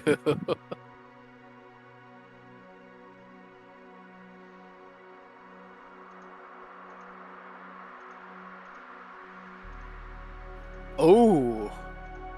Okay. Sure. Okay. You see then that he like he like closes like each of the tops of the casks away and then tucks them back under the desk that he's working at. And then you see that he then pulls out a very like dense thermos made entirely of metal, currently steaming from just how the sheer like of how cold it is as it's being preserved, and then sets it aside and then twists it so that you can get a better look at it. This right here, my friend, is but one of 6 thermoses I have filled with the blood of an adult brass dragon. I suppose that's not something that's very commonly used for transplants, huh? No, very, very rare. The only ones that would take would be brass dragonborn, perhaps, and some, well, again, culinary reasons for those that like stuff on the bit more expensive side. Speaking of, how much are we talking? Per thermos, and by the way, when I say thermos, this thing is like, I can almost describe it as like a big gulp, made of just like pure cast iron steel. So it's about like, Like 2 or 3 gallons.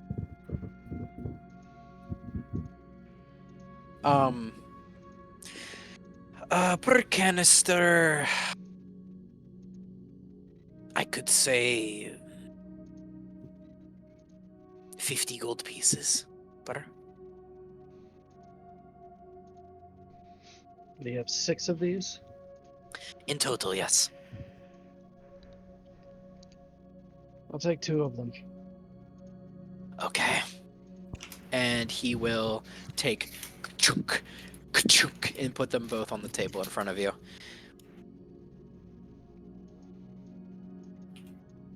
I'll hand him the 100 gold. Pleasure doing business with you. That pleasure was all mine. He'll like kind of like scoop the gold like into his bag of holding. I guess I'll take my blood and bone with me. Nice. Okay. All right. In that Alice just like, case- man, that was the strangest purchase I've ever made. Ray Cilia, while we're here, Mm. what do you think you would be in the market for?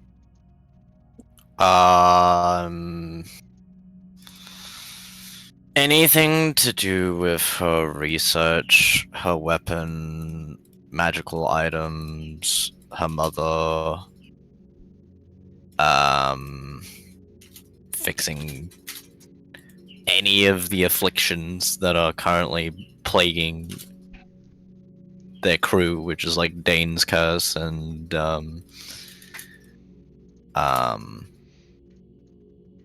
Zevi's food situation. Right. Yes, of course. In regards to your weapon, I will admit I'm not the most well versed. Is there like things that would More like ammo. more like ammo? Okay. Yeah. Well, I mean, yeah, there's definitely different types of ammo that you could find here. Oh wait, I will say that Zevi would say something to Ray specifically before she walks off and Okay. does her own thing. But I'm gonna DM it to you, Strong. Okay.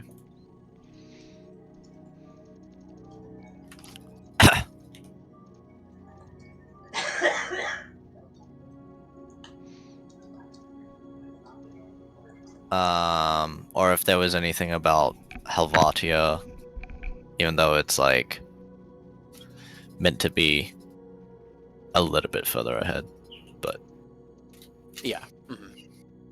Mhm. Give me a persuasion check. oh, You got the storm. This isn't like an indictment on like how persuasive Ray is. I'm just trying to think of like a good. yeah, Yeah. considering that is this the day or like did they find out this information about what they would be doing at this system? Did they have a day to sleep on it or no? After they found out like what's at the ships and on the planet. So basically, I think what Dane settled on was that they were going to take a full day on this planet to restock and refuel. And then they were going to reconvene the next morning, and if they found any more information or if there's anything more for them to do on the planet, they would stay. Right, so what I'm asking is, when they learned of what's on the planets and stuff, there's Right. no long rest, right? She hasn't been able to long rest yet? Oh. Because I'm wondering, one of my abilities allows me to switch one of her half proficiencies, which isn't, like, it's a +1. but I was just... No, I would say, yeah, no, not since you all discovered, like, Okay. what you were doing. Yeah, this is all happening within the same day. Okay. Okay. I mean, I don't know why I bothered. Hey, Storm, we roll 4s in this house. Reroll 4s. We can only roll the 4s. Sadly, no information regarding her. However, let me see. What did you roll before on your 68. your D? Yes. Okay, so 68 on that, and then followed by a 2. Okay. Give me 2 plus 1. Give me 3 D100s, please. Ooh. 3 D100s. Yes.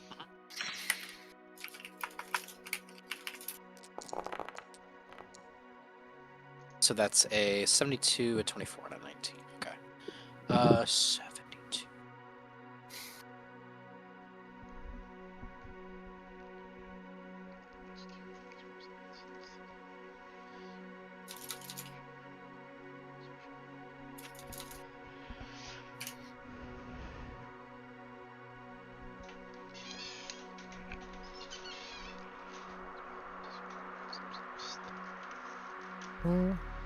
So that's 72, and then 24 is...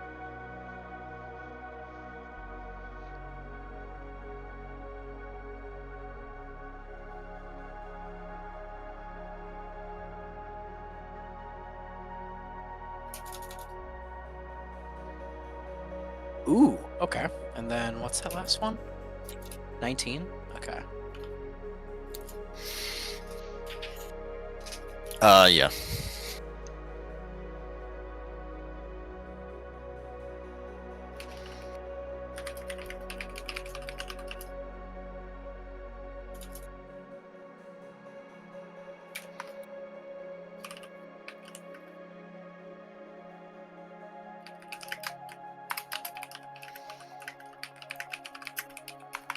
Okay. I am going to write down some of these more these different arrow types that you find here. I'll put them in loot, I guess? Do we have loot? Do we not have one? Have what? A loot A chat. What channel? I don't think so. I Maybe thought not. we did. Thought Could have we sworn we too. did. Really? Or did you I intend to make one last time? You talked about us getting loot. Yeah. I think that's what I did. Okay, that's fine. In that case. Yeah, 'cause I was like, I'm almost Resources? certain it was Sure. brought up another time. I just keep forgetting about it. Okay, there we go. Alright, loot channel. And in that I'm going to put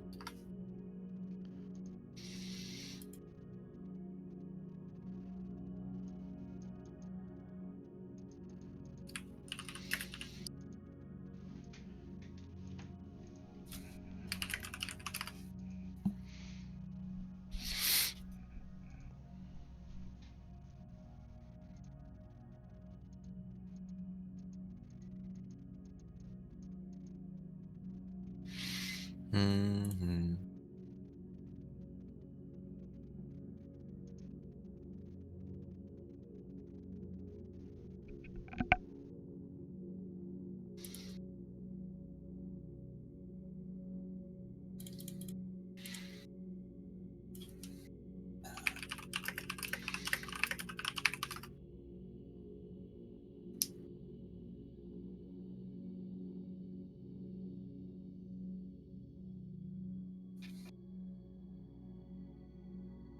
sorry, writing down how many are in stock of each of these arrows too.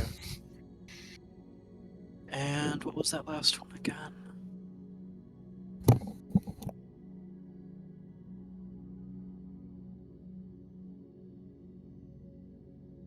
Ooh, okay, that's right. Okay.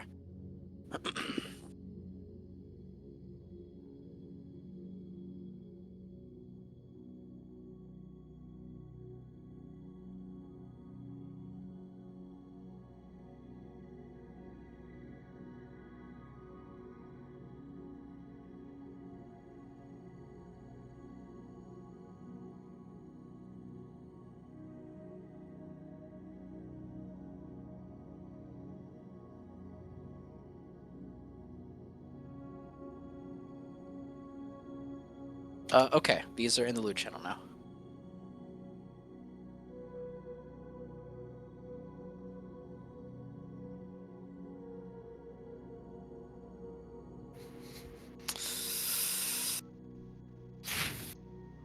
Oh, I forgot to put how many in stock and what's the cost of that. Oh shit! I'm sorry.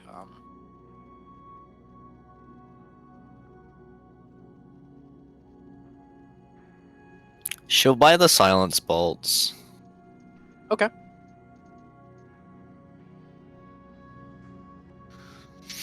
You don't have to ever suggest little increments of damage Mm-hmm. because most of the time she's just gonna use Bloodseeker bolts unless there's something that is better than just getting advantage. She's probably just gonna mainly use those. That is true. That's right. But like you say, the silence pulse makes or it has a function for other purposes. Yeah. yes. That was the high roll that you rolled. That was the 74. Yeah. She'll buy those. I'm down to 29. I'm curious. When you say +4, is that to hit or to damage? That is to hit. Okay. So slightly better than. Actually, it's not even better than Bloodseeker because I'm getting Elven Accuracy, so it doesn't matter. Oh, you have Elven Accuracy now? No, you will be. I'm getting there. Yeah, we gotta hit level 8 first. No. Oh no, I'm yeah, down it timing. could be a no, trait you're feat. down timing. Yeah. It's a feat. Yeah, I forgot.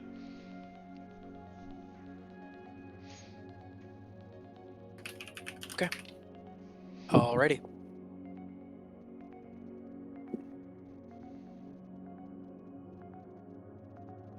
I'm not even gonna bother haggling. Yeah. She tried to haggle, but You just end up paying more in the end. Double the price. I hate you. As you attempt to haggle, the merchant, who is an ogre, by the way, is currently picking between his teeth with a bolt and just like giving you like a bombastic side eye.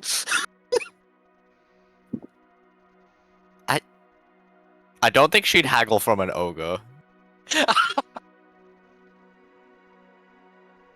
Oh, and behind the guy, behind the ogre's desk, is a very, very impressive looking great bow.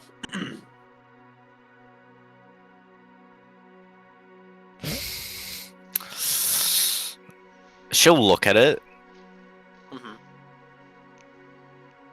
like she'll ask him a question. Hey, what's that thing do? Boy, my bow. Yeah. Well, it has a specialty, you see. Hold on, actually, I need to find... Oh, yeah, there it is. It's, this thing, is mainly made for hunting down gargantuan beasts, see? Most of them have really big bodies, which our small arrows have trouble penetrating. However, with the arrows that I fire from this, they grow bigger and bigger as they travel, see? Okay. I will... These arrows technically are for sale. There is only... I mean, there's she only can't use one arrows. available. That is true. That is a good point. But I'll put it in loop anyway.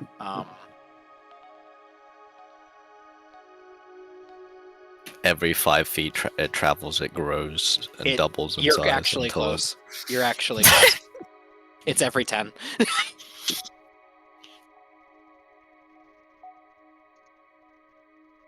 Damn.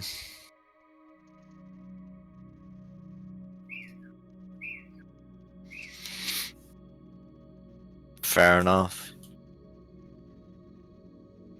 Actually, that's something Lux can use because he has a bow. I was trying to hunt a whale with it once. Got away from me. Reason why Like I lost the- my leg. The one in the space, or like Nasty beast it reg- was. That doesn't answer my question. He said yes to it being in space. Oh, okay. So how the fuck did you lose your leg from something that big? Like, did it? Charge the ship, it did. Okay, what happened then? Well, I was standing near the edge, trying to take pot shots. It rammed the ship, tried to get away to the side, snapped me leg off.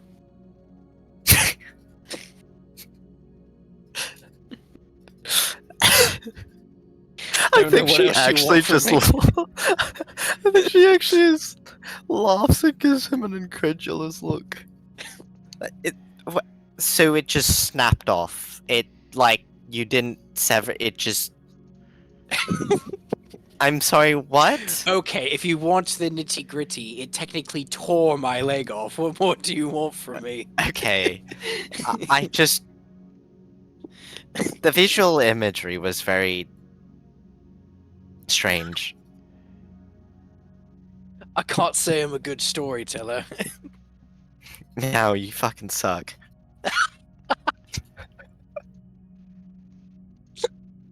Hey, He grumbles and begins like picking at his teeth with the bolt some more. I love her 7 charisma.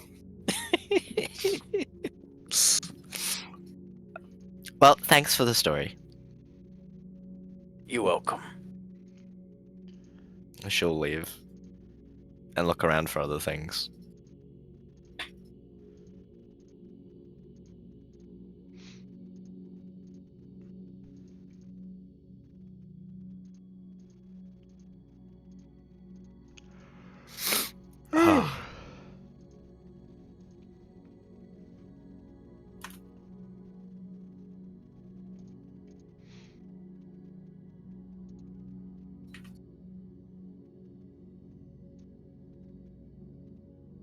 Place. Alrighty. Okay. Anyone else doing shopping in the black market area? I mean, Lux is still there, but Mm-hmm.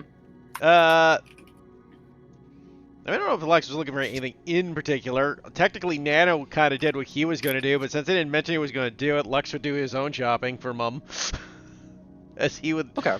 But he would do it a different way.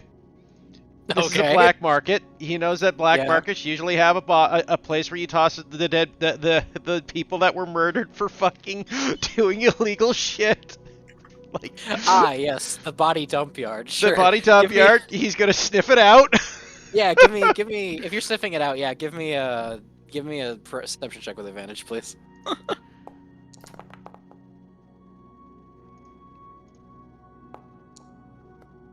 An 18.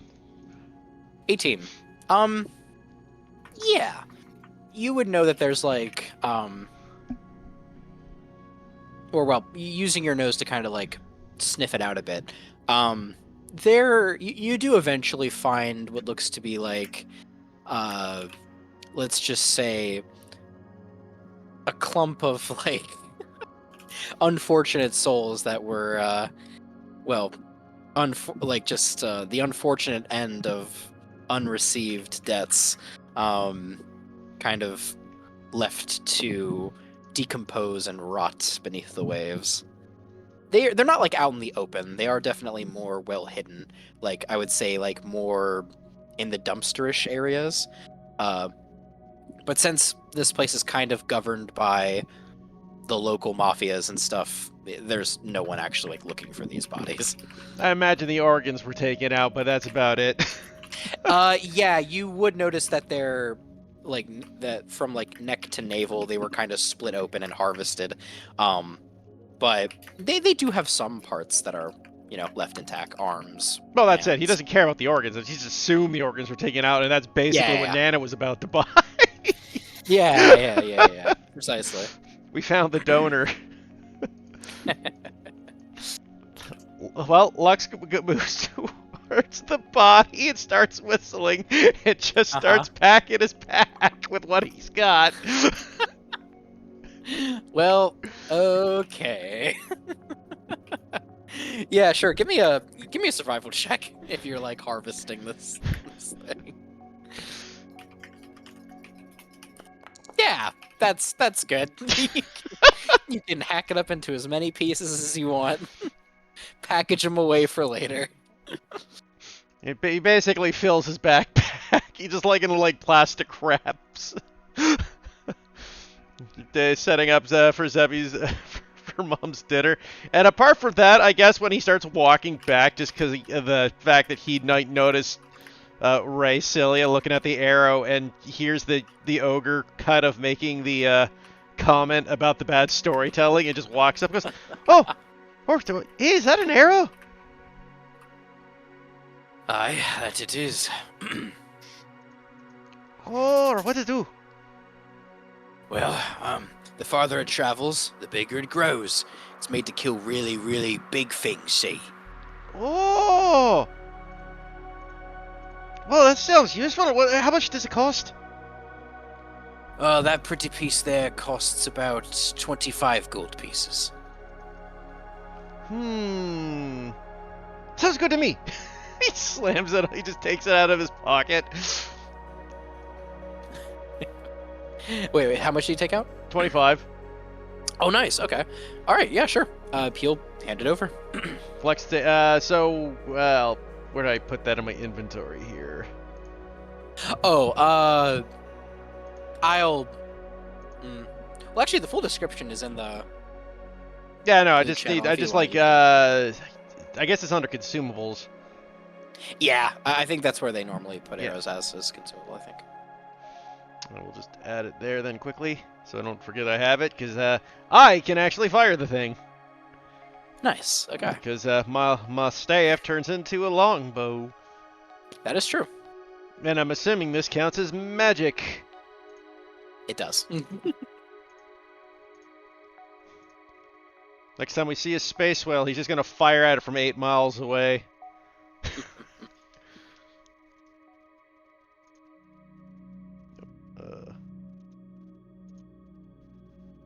And apart from that, you just gotta look around to see if there's anything else interesting, maybe.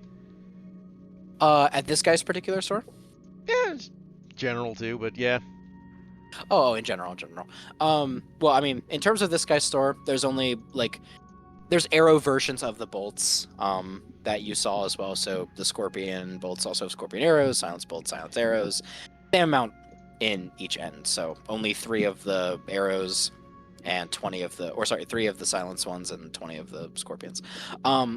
He probably wouldn't need any of those. That's fair. In terms of anything else, oh, did I have you roll a D100 yet? I think I did. I did. I rolled exactly 50. That's right. You rolled exactly 50 and then rolled 1 after that. Okay. In that case, let me think. No, I didn't roll mine. My bad. Oh, yeah. Go ahead and give me a. Oh. Roll me a 1d10.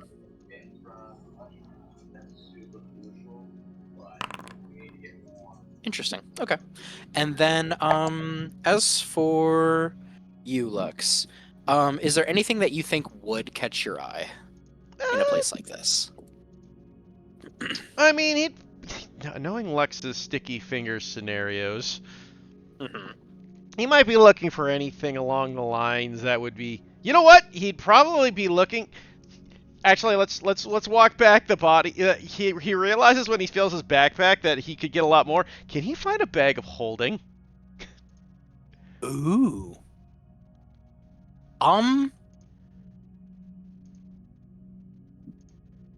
There might be one around. Let me check here. 15. Okay. Okay. Yeah. Hold on. Let me check something real quick.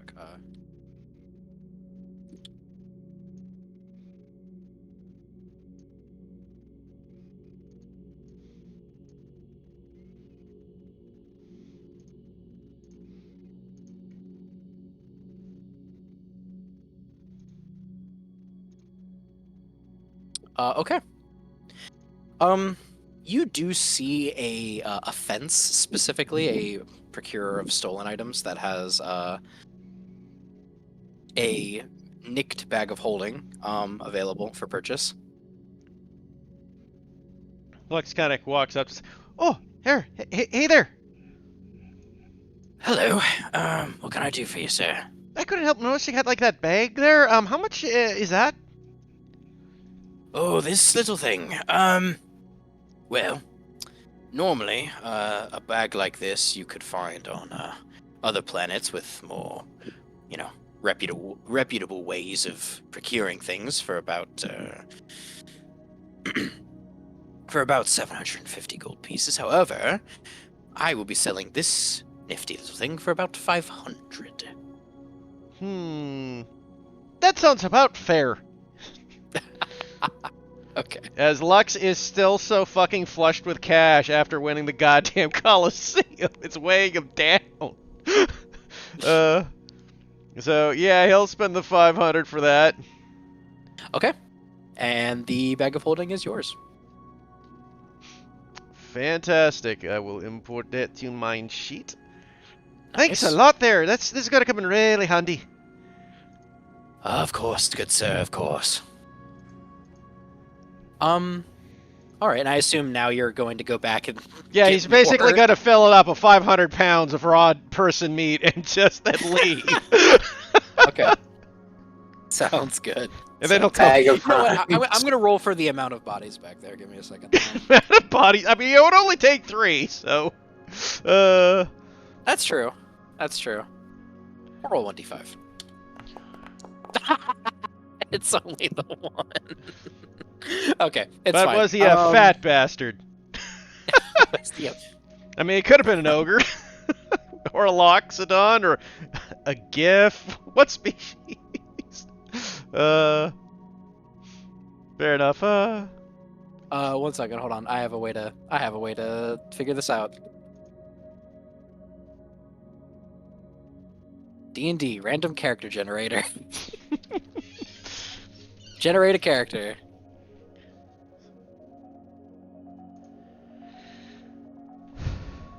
Is that a? It was a dragonborn. Nice. They're pretty big generally, so. Yeah, male dragonborn. Okay.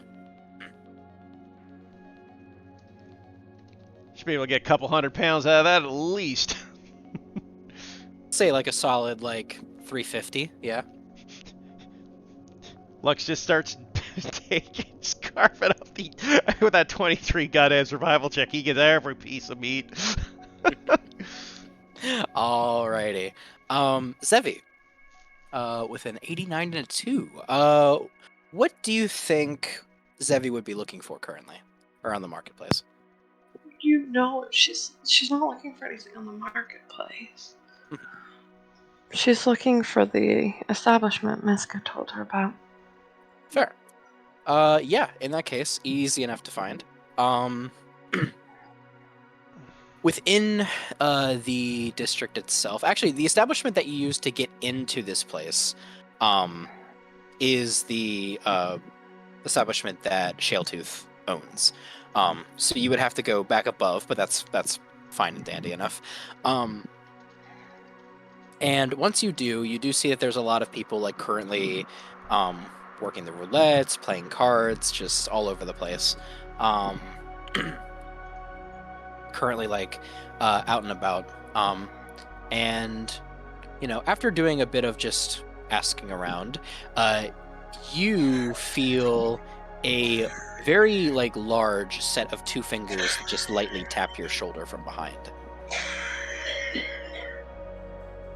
Huh. She turns around. People do not normally sneak up on me easily. This is interesting. Hello. And I'm going to put an NPC art.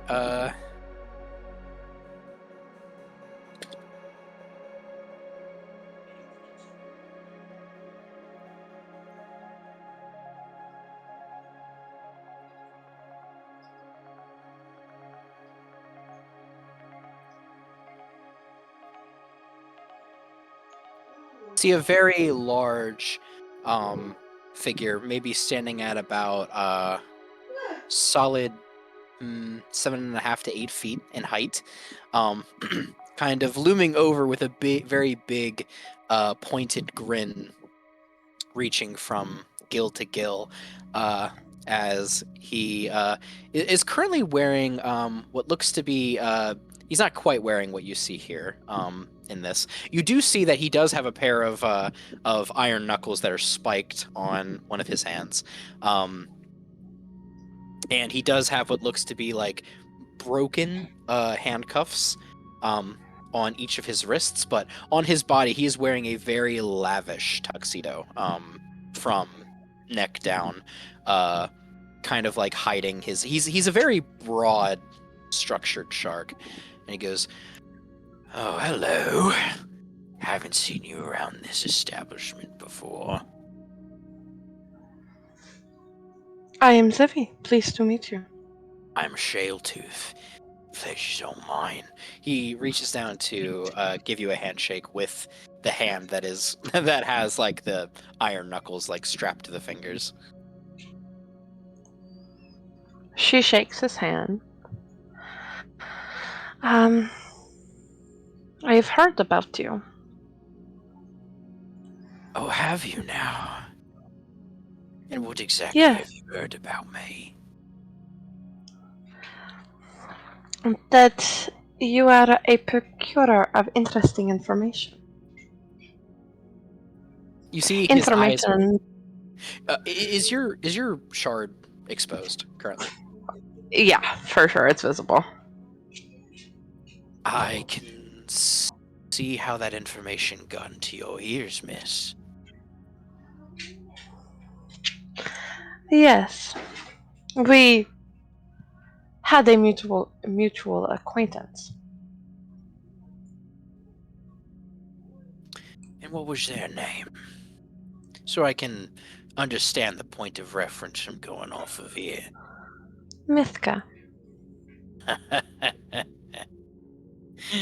The wily little changeling cunt. How is he? You knew he was changeling. Of course I did. Got a keen eye for that kind of thing, you see. He says as he like pokes his eye. Or should I say an even keener nose? He was not sure if you knew. He is dead now.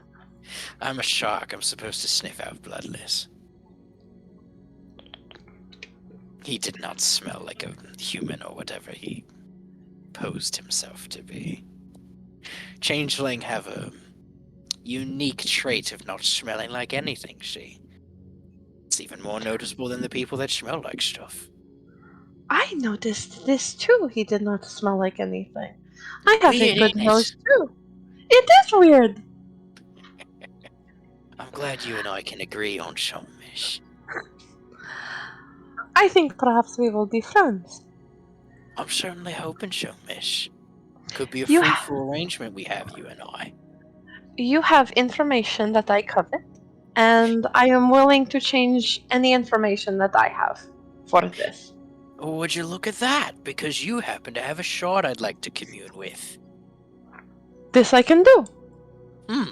Alright then. Seems that you and I might have a bit of a deal going on.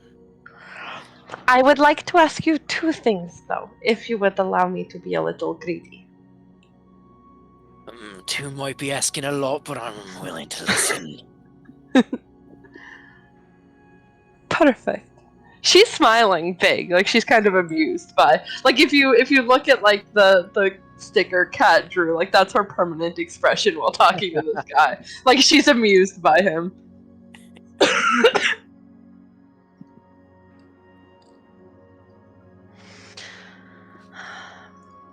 You may commune with my shard. I will ask you for the information on the artifact that. Okay, I will ask you if you had made any progress with Miska's request, because I plan to I plan to succeed where he failed. That's fascinating. Alright. And my second question is a favor for a friend of mine. Alright. What favor could I possibly have to help with? You deal with void relics. I happen to be looking for a woman who did similar such things. And Zevi will take out the locket that Ray gave her. Does this woman look familiar to you?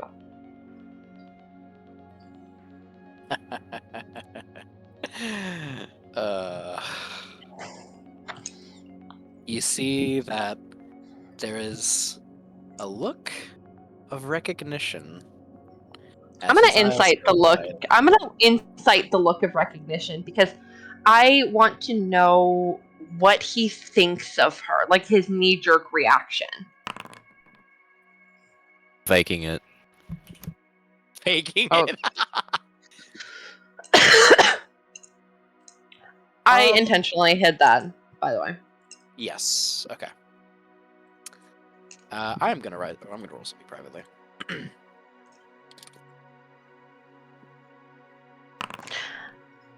Okay. I will say, if he seems hard to read, I will try a little harder, and by that I mean I will use my inspiration. I'm gonna say that you kind of caught him off guard with this. Okay. And that definitely doesn't mean that I rolled like shit. And that initial look is one of recognition, confusion, and a bit of fear. You are afraid of this woman. I'm sorry, how do you know this woman, miss?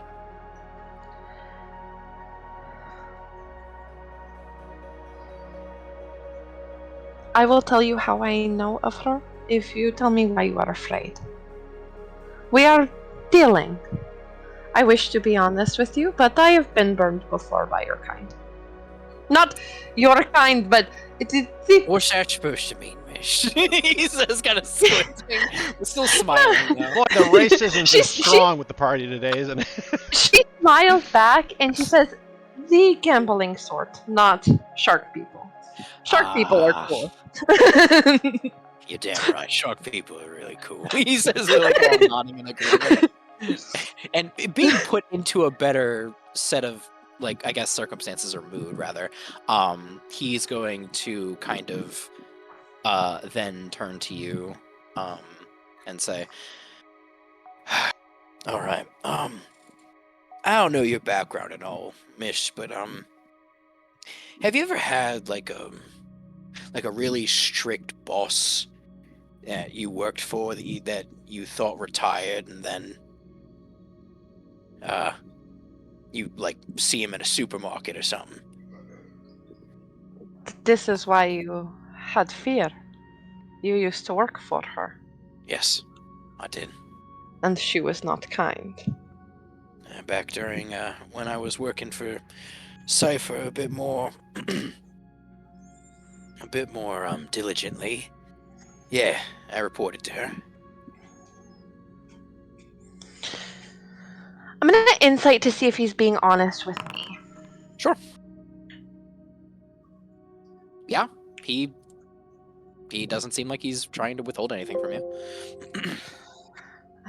I have a good read of people, and I can tell that you are being forthcoming with me. For this, I will be honest with you. A woman that I travel with, the friend that I mentioned, she is her daughter. You see then that he like snorts a little bit and goes, "Oh, good joke, miss. Good joke. I know that woman. She'd know." And he kind of like stares, and as you're like, she's dead serious. He's like, wait, hold on. Wait a minute, you're fucking serious? Would you like to come meet her? Miss Helvey has had a daughter. Yes. And I could take you to meet her. In fact, I think she would like to meet you, given the information you just told me. Yeah, sure, by all means. But before we do, um, go and try and find her.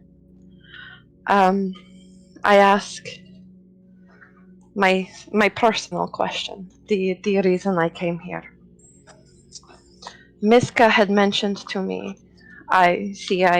due to the nature of, and she gestures vaguely to her shard, I have the ability to commune with spirits, despite the fact that he did die at my hand, or the hand of. I was directly responsible in Miska's death. Okay, I'm not sugarcoating this. Uh, it's the void.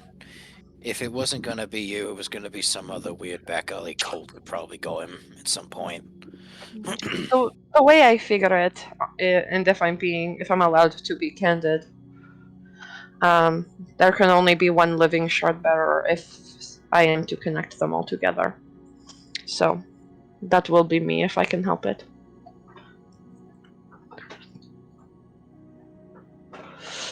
And perhaps that was a bit too honest, but this is my intention.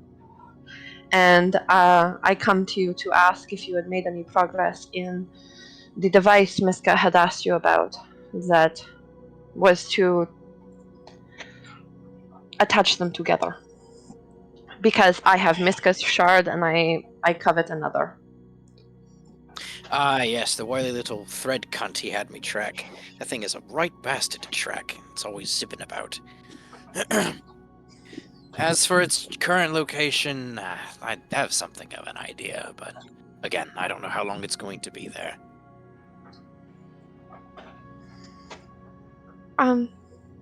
Perhaps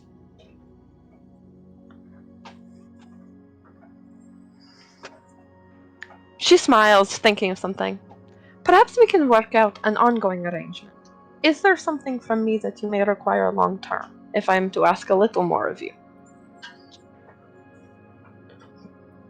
There's something you could do for me. I am listening. Well, like I said, I'm a bit of a collector of sorts.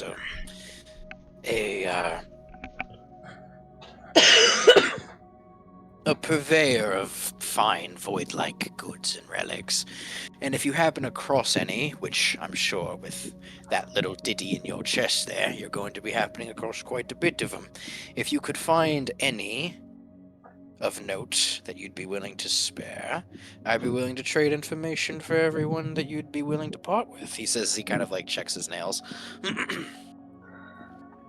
We may have one in our possession at the moment that I'd be willing to part with, depending. I will double check with my companions and bring it to you, see if it is of any interest. Depending on the value of it, will determine the amount of information I am willing to give.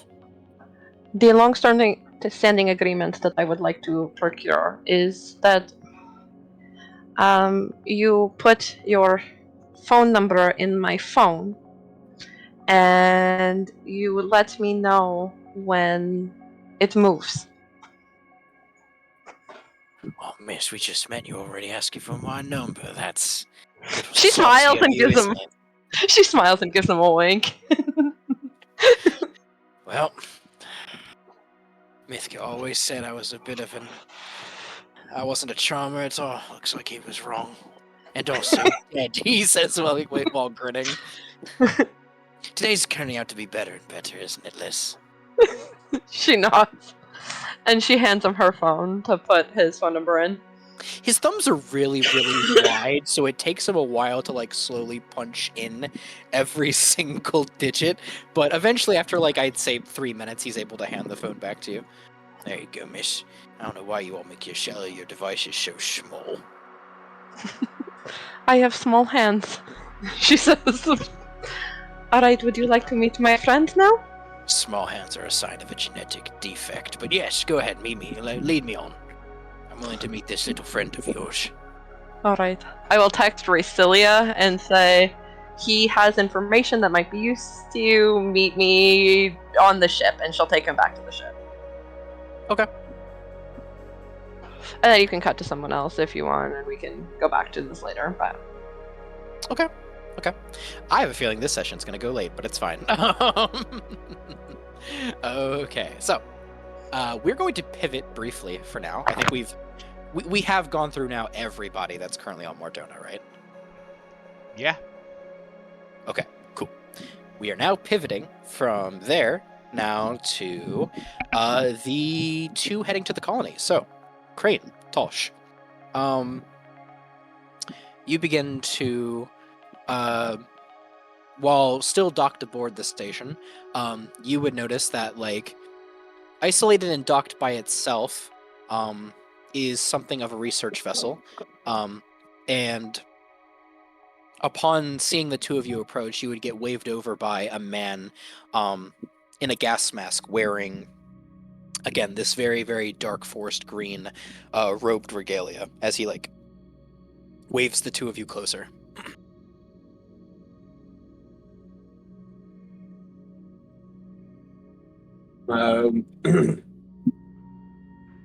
I guess they would approach. Cat, you're muted, by the way. You are Tosh, correct? That would be me, yes. I got orders from the head researcher to allow the two of you passage aboard the main vessel. If you would be so kind. He says as he, like, gestures towards the doors that then kind of immediately, like, automatically slide open to grant the two of you entry.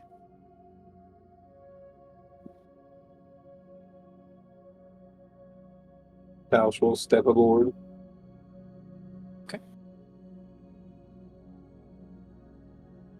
You coming, Craig? Yeah. Okay. All right. As the two of you are ushered into the little research shuttle, doors automatically close and seal behind you as the researcher that came to meet you begins to guide the ship out and towards the biggest of the various vessels that are currently docked at the station. And as you all are brought out, you are greeted by an entourage of about, like, 3 or 4 other fully sealed in researchers, all wearing masks, all wearing, like, gloves, boots that are, like, taped down to their gear, very regal looking, dark green vestments on each as they begin to bring the pair of you out and begin leading you towards what looks to be these, like, little tall rectangular cubicles, so to speak. All right. Pair of you. The one of the main ones in the middle will say, once you're in, feel free to take off all your clothes, discard them, and the cleansing process will begin. Your clothes will be given to you immediately after.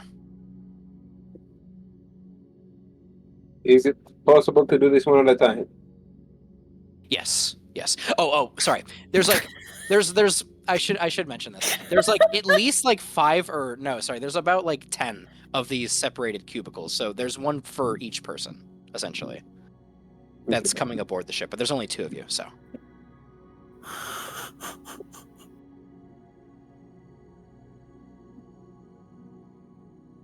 Standard Okay, protocol. We cannot let you aboard the ship without undergoing the cleansing ritual. House will take up his cubicle. So did they say that they give us clothes to wear, or that they just cleanse ours? Am I? They cleanse yours and then give Okay. them back. Sounds good. Given orange jumpsuits and numbered. Oh shit. I was thinking more like the cult robe at that point. Oh hell yeah. Going through the process, I'm just gonna, like, gloss over it. It feels like a very, like, high pressure steam bath, so to speak. Very uncomfortable feeling, but after, a solid like maybe 2 to 3 minutes, the process is over. Your clothes are handed back to you respectfully, and you are given privacy to change back into them. And upon the whole entire process being cleaned, oh, by the way, they press clean and then dry your clothes in like a matter of minutes. Like it's not even like that long of a process before you all are handed back everything. All right, thank you for obliging. Should I just take you directly to the head researcher then? They say after you two are like reacclimated and presentable.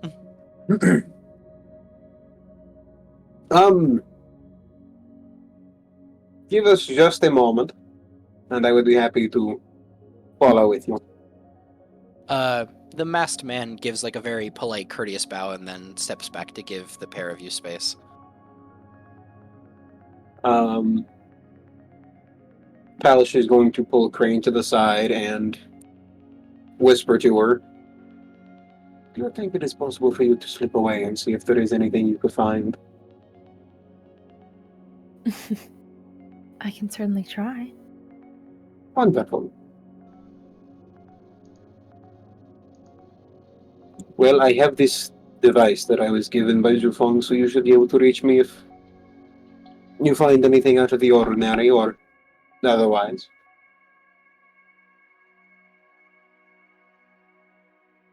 Of course, I'll look for an opportunity to slip away then. Is there anything specific you're wanting me to search for, or just...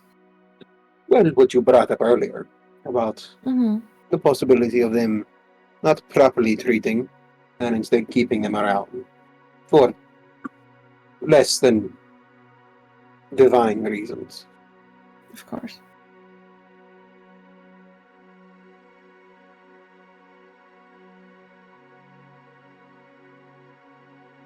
Would you like me to distract this man now while you get away? I mean, he already knows we're both here, but... We could just say you went to the bathroom or so. Yeah, right. If you want to split up right now. Yeah. I imagine you would get more done. Up to you. Okay. I can work with that. All right.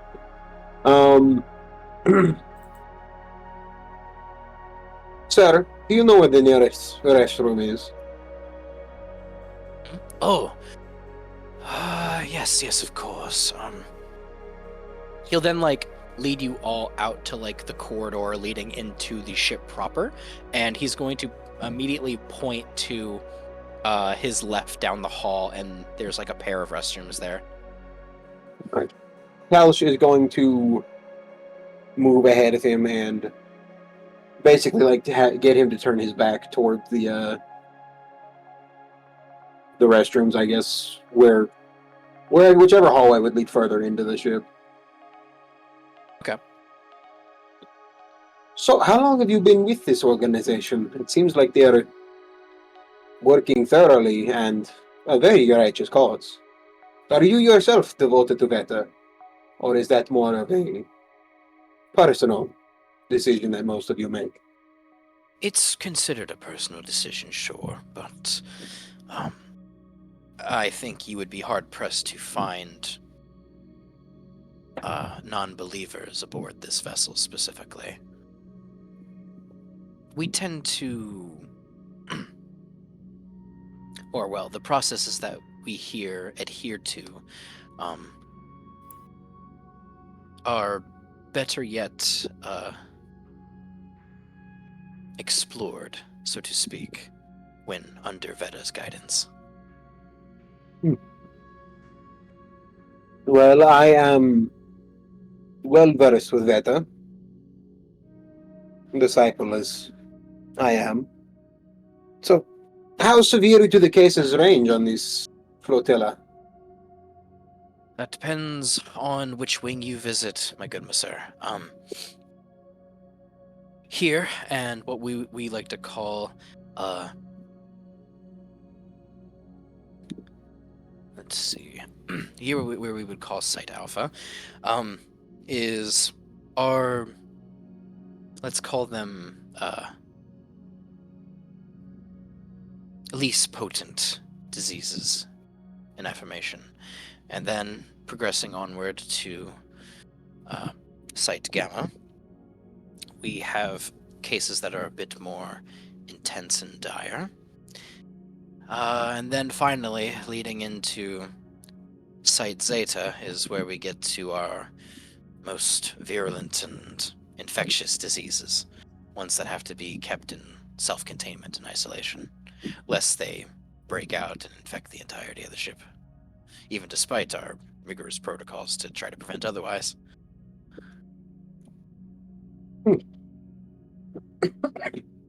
Sounds like admirable.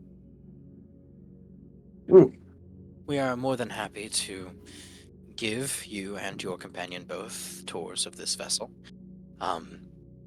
Of course, I will have to warn you that Site Zeta is closed to all travelers for fear of, well, any sort of infection spreading. Hmm.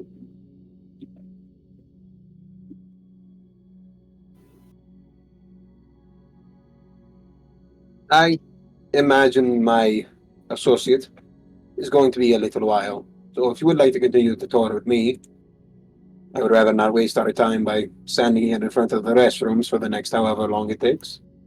I mean, persuasion check. Yippee!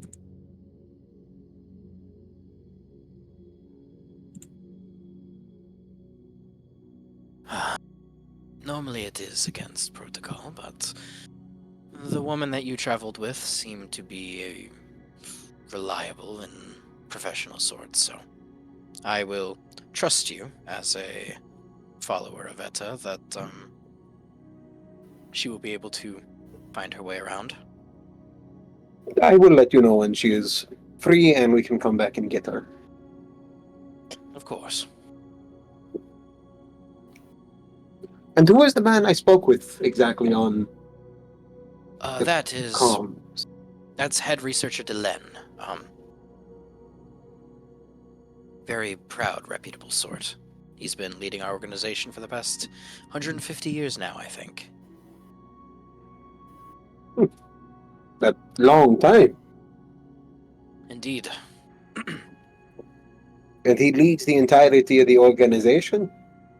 He leads this particular colony, but every colony has its own head researcher. Is it a bit of irony that you consider yourself a colony like of bacteria? We have been referred to as plague colonies in the past, yes.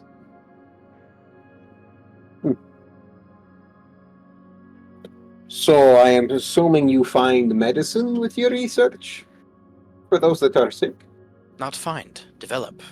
We are trying to do our best to use the mutations in order to make cures, or extract what data and information that we can from the disease that we might be able to better fight it. Or them, rather.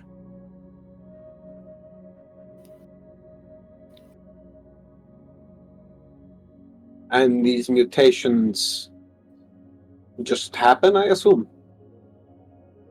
And you collect these sick individuals from the planet you come across? We do our best to stabilize these diseases for sure, but now and again, there are times where, when fighting disease, sometimes mutations and strains can propagate, I'm sure, as you're aware. Oh yes, I suppose show me to the different wings. Of course, good sir. And he will begin to lead you off. In the meantime, Crane, what are you doing? She would have entered the bathroom and then probably waited against the door and listened to the conversation until they walked off. Did we see any cameras on the way here? Get easy. Oh, wait. Yes, there are tons. That's gonna be a bit annoying.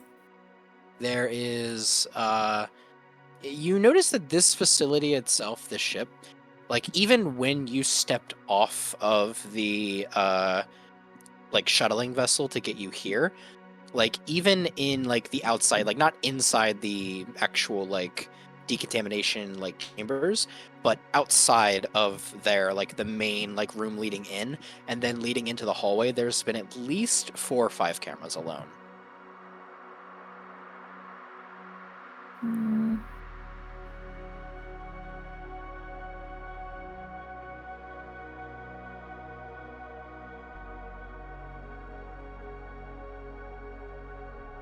And I guess she'll just like. Is there one in the bathroom? No, they that type of shit is illegal. Okay, well, yeah. I mean, not in the fucking stalls. I mean, like in the bathroom. like yeah, no, I know Like what the you mean, sinks and stuff. Okay. Yeah. No. I know Oh, what you already mean, said I know no, so GG. Unlucky. so sassy tonight. Bruh. No. There's I'm nothing. so There's none actually in the bathroom proper. There's ones like that look out towards like the entrance leading in, but not actually any that are inside the bathroom. No. Okay. Then she'll just cast invisibility on herself and walk out and have a walk around. Okay. Sure. I put.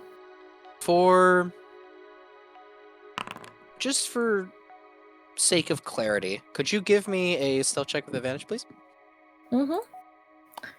Surely this cannot go wrong. Bumping into everything Wow. she can. Yeah, might as well fish for that crit. Okay, 26. Okay. She would have left like the. Actually. Never mind. No. Okay. She's Alright. just gonna go look, see if there's anything that catches her eye. You know. As you are moving about, your eye is kind of caught to like plaster on the wall, a kind of like a navigation map, so to speak, through a holo projector, kind of like a "you are here" kind of situation. Mm-hmm.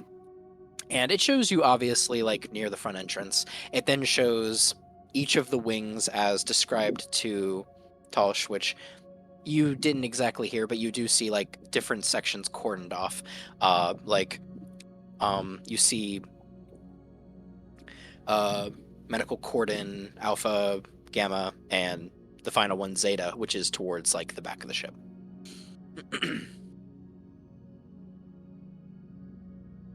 I mean, were they still talking about that when they were in front of the bathroom, or did they walk off at that point?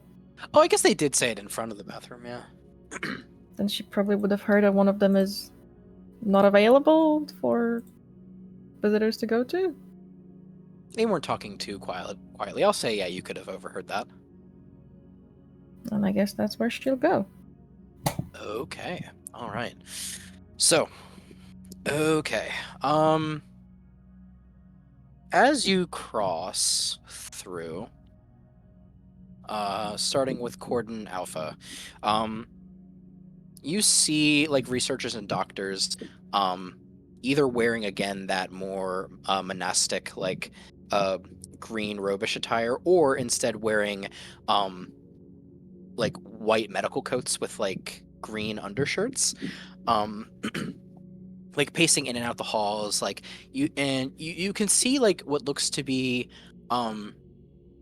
a almost cordoned off section of not cells but like dedicated rooms, so to speak, made with like glass walls and metal doors, and you can see patients resting on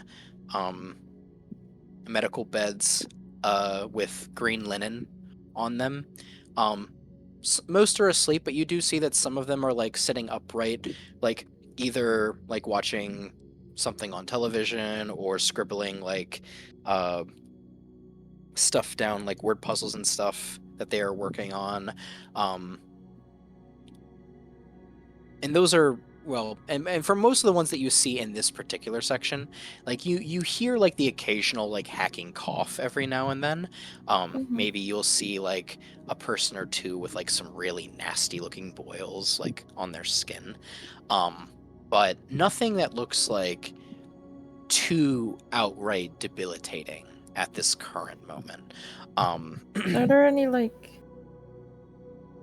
documents or like medical records out on the counters or anything like on clearly on display, or just You scattered? do see like on clipboards, like on each of the doors, has like the most recent like prognosis of each of these patients, Mm-hmm. and there's like a little like there's like a little almost like jutted out box to slide each of these clipboards into, like attached to the door, Mm-hmm. like roughly around the center point, so that like it's easy to like glance at for like a doctor to like pull up and look at real quick before putting it back. Okay.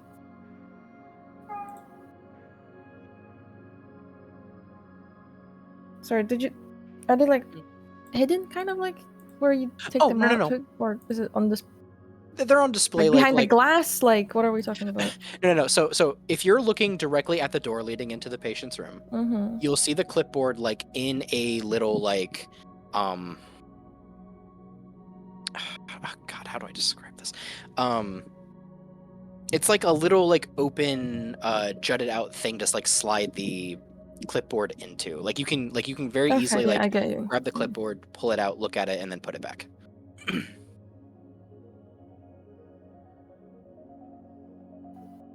Is there nothing like on the counter, like visibly available or something? I don't really want to touch anything. Nothing in front of the rooms, but you do see a little cordoned off like nurse's office that's like overlooking the individual like glass rooms that you see around. And if you poke around through there a bit, you do see that there are a bit of these charts that are kind of like more just out in the open, that haven't been like brought back to that particular patient's room yet. If you want to take like a cursory glance, you can make me an investigation check. Oh, I love investigation checks. Oh. I'm killing myself. You jinxed yourself as soon as you said it. I Oh love man. investigation checks. DM, before this is determined, can I know like how important this roll is? It's a 12. It can't be that bad. I meant like the roll itself. So this is the stuff for Cordon Alpha currently. I'll say that it's pretty low stakes for this area. I'll say that, like, you know what? Okay, I have a funny thing for this nat one. So you're invisible. There's currently nurses coming in and out of this particular area, right? And you're playing like a weird little game of Frogger right now to like not directly bump into any of the nurses while also looking at the papers. And like whenever you are like looking at a set of documents and you're just about to like get any information out of it, a nurse comes by and sweeps it away from you. Like obviously not knowing that you're there, and is like peering through it, like looking at it and then sending it back. And then when you go to look at it again, another nurse takes it and then begins pouring through it, making adjustments and notes and like scribbling through. And eventually you just get so frustrated that you just begin to like try to look for something else, I suppose. Yeah, fuck it. Yeah. Just move on from here. Yeah, I'll say that Doomed. like I'll say that like, you know, I mean, obviously you're nowhere even close to your whole hour being spent, but like you do know that you're kind of on borrowed time here, so Yeah, you're that's why I kind of don't thinking wanna like, yeah, I linger. might as well move on. It's not worth it to, you know, linger around here.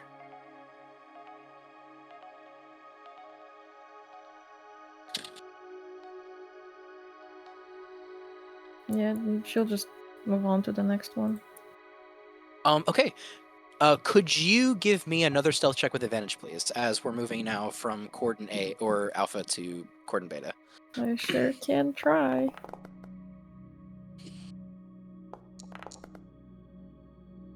Nice. 24. Okay. Yeah. Again, there's actually less doctors in this particular area, mainly because now you're starting to get into the point aboard the ship where you need a bit more experience to handle these particular cases. And in order to get through into this section, you actually had to piggyback off of a doctor that had to use a key card to get in. So like they would like get in, like do a retinal scan, swipe a card, and then a sealed like metal door would open and allow the doctor to pass in. The door would then wait about like 2 seconds before then automatically shutting behind it. And in that time, while trailing behind one of the doctors after you notice this pattern, you watch as the doctor approaches, does the retinal scan, scans the card, door opens, and in that 2 seconds, you're able to very quickly like duck and roll yourself like in through to the next area, that being Cordon Gamma. And this room, or this area of the ship, looks a lot more dire. Gone are the complete clean rooms made of glass. And now you're starting to get into areas that look a bit more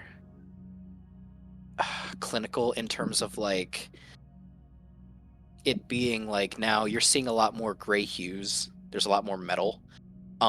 You can hear the clicking of leather shoes against the boilerplate as these doctors are now kind of passing through back and forth. And now, instead of there being like again these glass rooms that were in the previous section, now you're seeing like completely metal encased rooms with padded lining inside. There are windows that kind of like look into these rooms, and you can still see that these patients are outfitted with various means of entertainment and also televisions. But from what you can gather, these people are in like no position to even partake in such pleasantries, like even if it were possible. Most of these patients are bedridden, even though from what you can tell from looking in through the glass, a lot of these rooms are soundproof to the best of their ability. You can still hear very raspy, like guttural coughs, like resonating through different rooms of this place. The skin of some of the patients here seems to be jaundiced yellow with like hints of green, and either that or grays if you're seeing more of the people of like half orcish variety. You can see lots of like different types of sores beginning to form on their bodies. You can see patients with hair beginning to starting to fall out in clumps.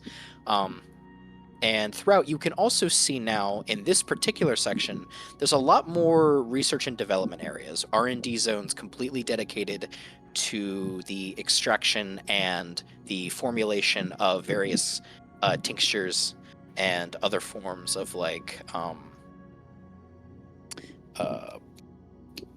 sorry, words escaping me at the moment. Vaccines and other things of that nature. Okay. Does this place still have those like little boxes thingies for the clipboards? They do. These ones are done less now with physical paper, and now these are just straight data pads. And depending on the severity will depend on whether or not these data pads are either unlocked or locked to protect the information that is inside.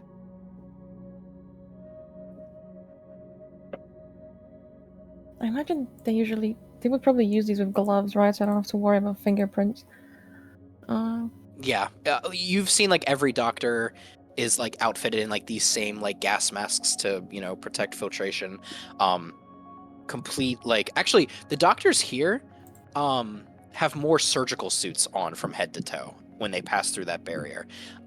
Even less chances for bacteria to breach in through their scrubs, from what you can tell. And I guess just pick like an unlocked one and search through it. Just like scroll. I don't know. Sure. I guess I'm mostly looking for like I No, think no, like, names the of diseases. keyword to look for is like clinical trials and also like dates. Yeah, I was thinking like how long have they been here?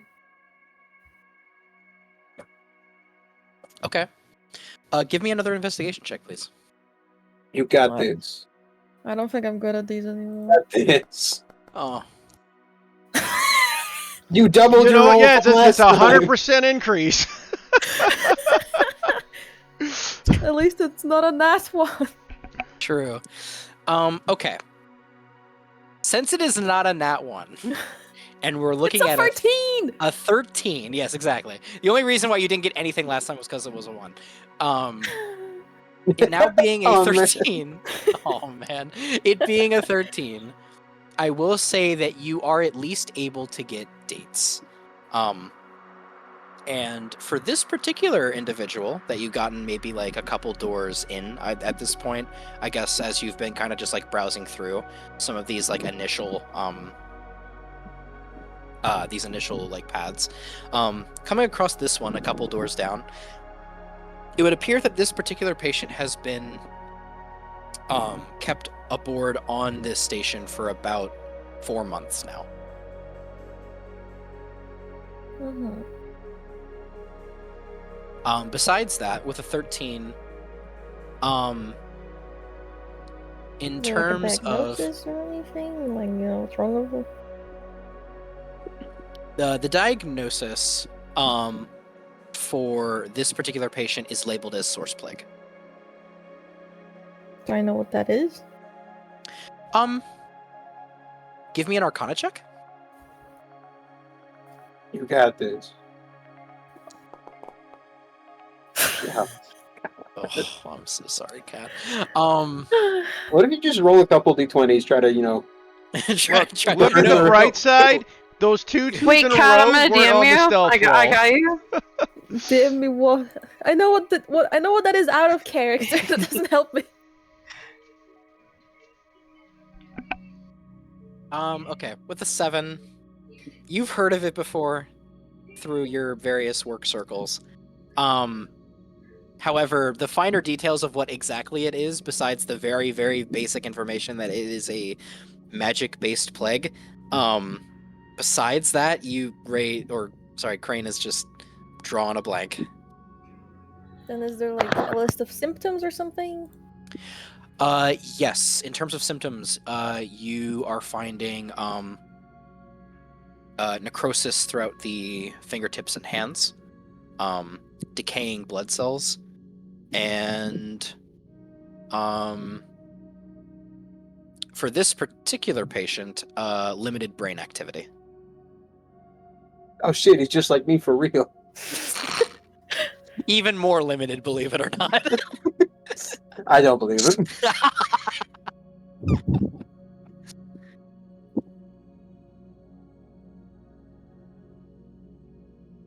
Okay. Could I just quickly like have a look around about what the other diagnoses are for the other patients without like looking too closely at? Yeah, sure. I'm just curious if they're like studying one thing or Okay. As you are like browsing through, you see that there are various diseases being looked at and treated, but you start to notice a pattern. I do like those. There's about maybe 75% of the patients here that are being looked at for source plague specifically. Interesting.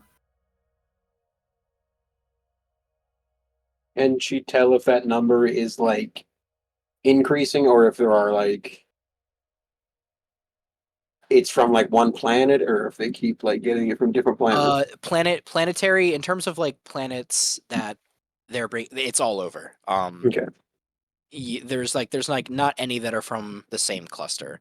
I mean, you might get like 2 or 3 that are from the same cluster, but primarily it's like they're from different clusters. It's just that they are treating source plague patients here specifically.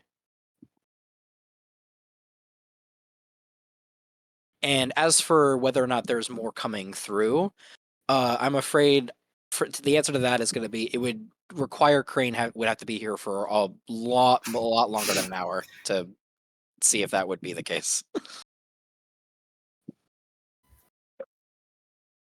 Not to mention they also have to time it so they get back to the bathroom, I'm assuming.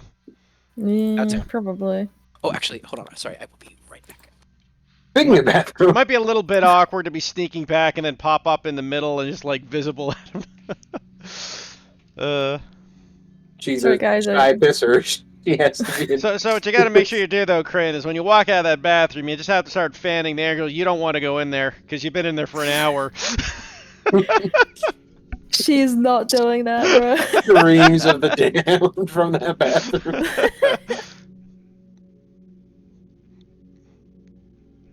Like I entered the plague shit sick. Maybe I should have stayed here.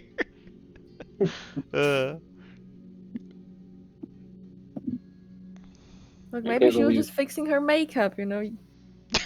Yeah, For an that's always what you do when you enter a plague ship. Fix your makeup. Well, you know, Look, if you get sick with the stuff they have on the ship, you probably want to have a better You probably want to have a better time to do it. I'm gonna meet my maker. It's gonna be in style. It's going to be on my terms. exactly. Gotta flex on all those sick people with how healthy I look.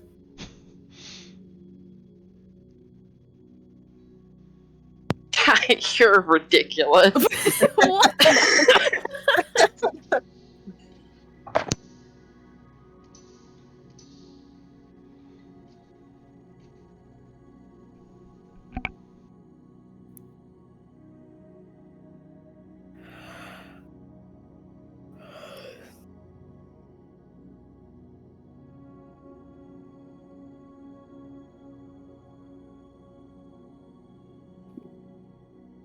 Okay, I'm back. Welcome back. Thank you. There we go. Okay, sorry, fixing my mic. Alrighty then.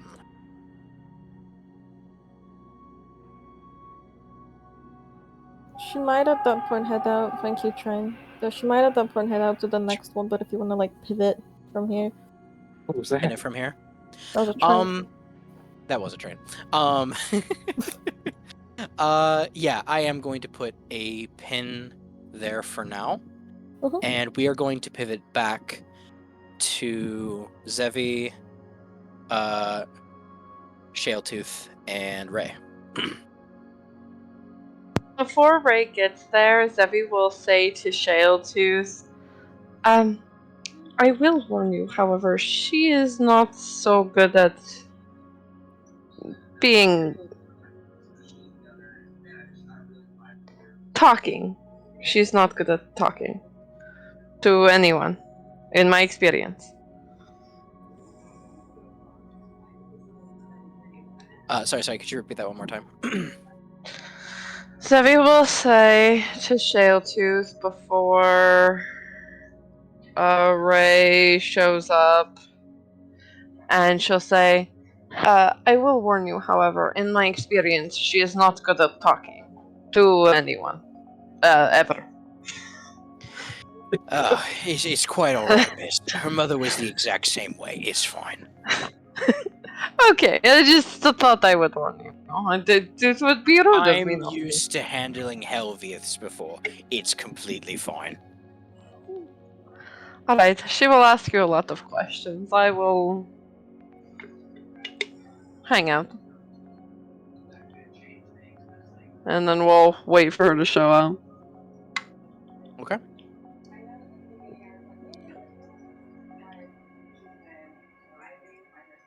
Joey? Well, she'll that's- eventually arrive. Okay. Well, Wait, I'm sorry, what happened? And she'll look over towards Zoe. So, this is the person who knows information about my mother? Yes, here, you can have your locket back. And she'll hand it back. Thank you. Shaletooth, meet Raycelia. Raycelia, Shaletooth. Gods be damned and shit yourself. She is the spitting image of her mom. That's crazy. Looks at the locket. A little... Sure. We'll go with that. Let's be honest. You have He's a shark. information. They all look alike. Him. Jesus Christ, man. Do you see what I mean, Shaletooth? And she'll like give him a wink. And in general, is her right now.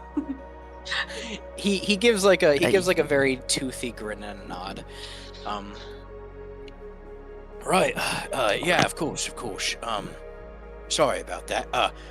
How rude of me. I am indeed Shaletooth. It's nice to meet you. You said you wanted to know a bit more about your mum. Yeah. All right. Well, like I said, used to work for her. If there's anything, I think this would be better if you just kind of ask whatever questions you have, and I'll just answer to the best of my ability. She. I know you are not good at How this, long did you work Raycelia. with me? What? I know you are not good at this, Raycelia, but I can tell that in my interactions with him, he has been incredibly honest. Perhaps even to his detriment. Yeah. What are you saying I'm not good at? Telling when people are lying to you.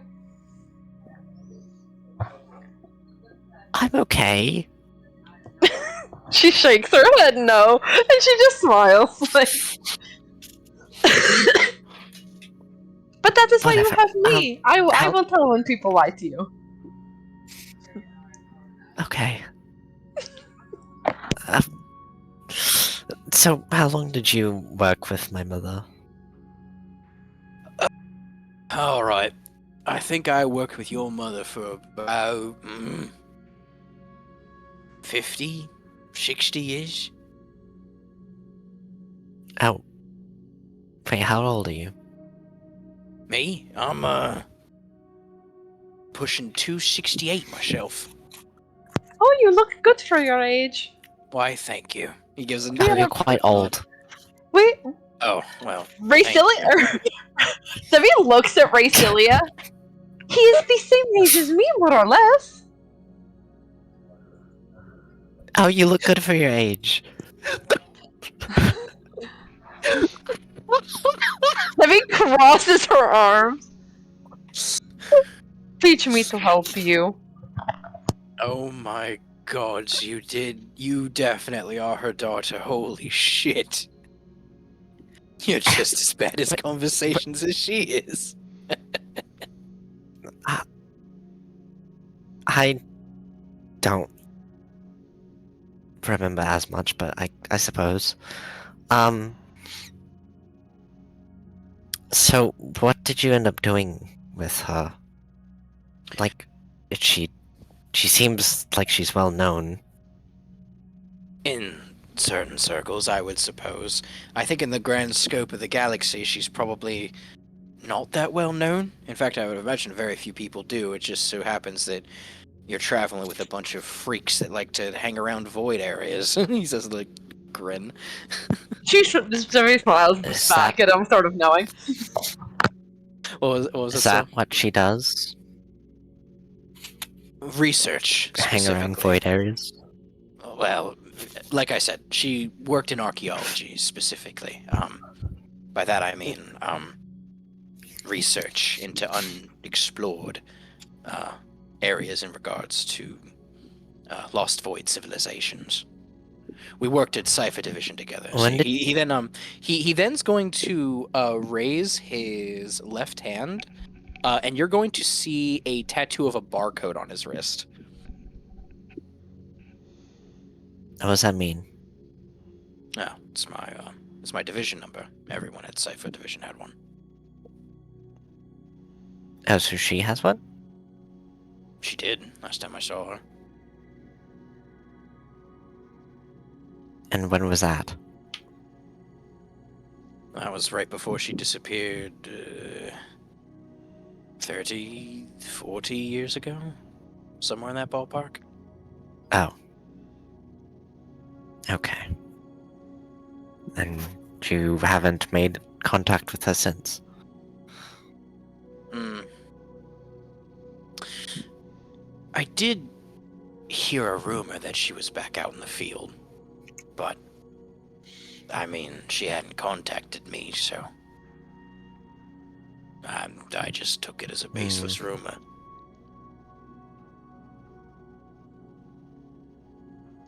Do you have any information that could maybe help me for right now? Depends on what information you're looking for, Mish. I'm trying to find her. So anything about maybe where she might likely be located, hideouts?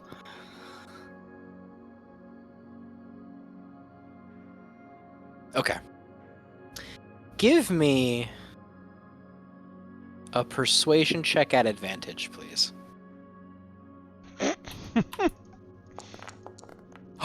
Let's go. Hey, got it. Okay. You see then that Shaletooth looks at Zevi, and Zevi's just smiling. she's just smiling. He seems to be looking for a voucher or like a cosign, I guess. And then upon looking at Zevi for a bit, looks at you.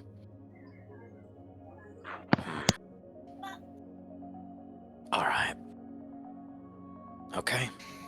All right. Look, I got a daughter myself. All right, so I would imagine, if she didn't fucking hate my guts, I would be happy for her to look for me too. So, all right, okay, you wore me down. Okay, I didn't have any reason to believe these, what I assumed to be baseless rumors. But it seemed like your mother, from what I was told, was looking. Let me go get my notes real quick. Just so I don't fuck this up.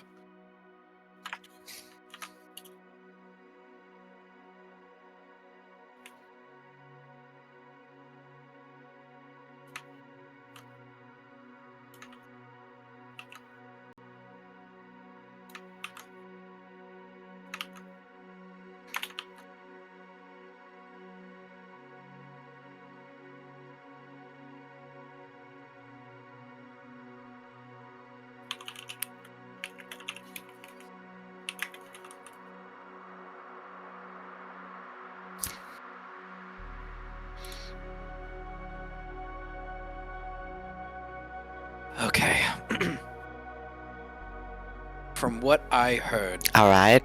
she was trying to find a keystone to enter a void empire known as Akaluvara. It was something that she always Okay. wanted to find. And throughout all of my time researching it, I had never heard of anything close to how to enter it. Apparently, what drove your mother back out into the field was a rumor that a keystone had been found. Do you know where? Aye. Let me see a spiral map.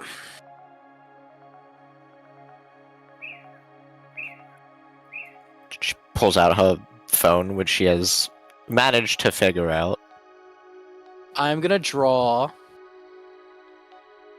on this a very crude X on the spiral where it was located. As for the keystone itself, I'm gonna mark it with an X. I can't give you the location of Akaluvara because To be quite honest, I still think it's a myth, but anyway. Okay. As for the keystone, it was said to have been roughly found here.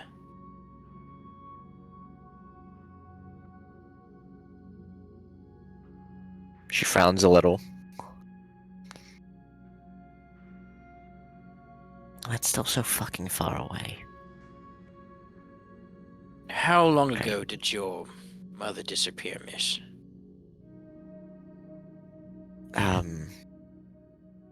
Quite a few years now.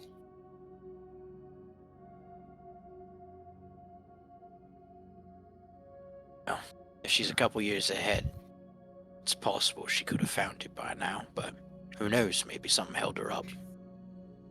Could still be there. Hmm. But you know, you have a good eye about you, miss.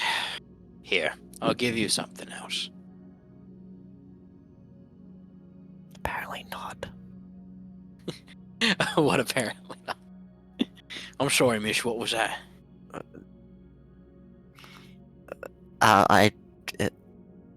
Apparently I don't have a good eye about me. That's... Ignore her. She often puts her foot where her mouth should be. Debbie smiles. I like that one. There is a,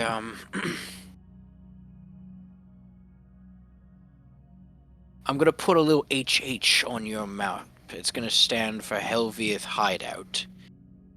There's one on the outer rim, just a couple rungs down from here. She used to have one in the outer ring, in the middle ring, and in the inner ring, too. So, the outer ring is the closest one to you, Okay. so maybe, who knows. To be completely honest, she might have had to pass by. Maybe there's more recent information about her there. Anyway, just gonna You- put H.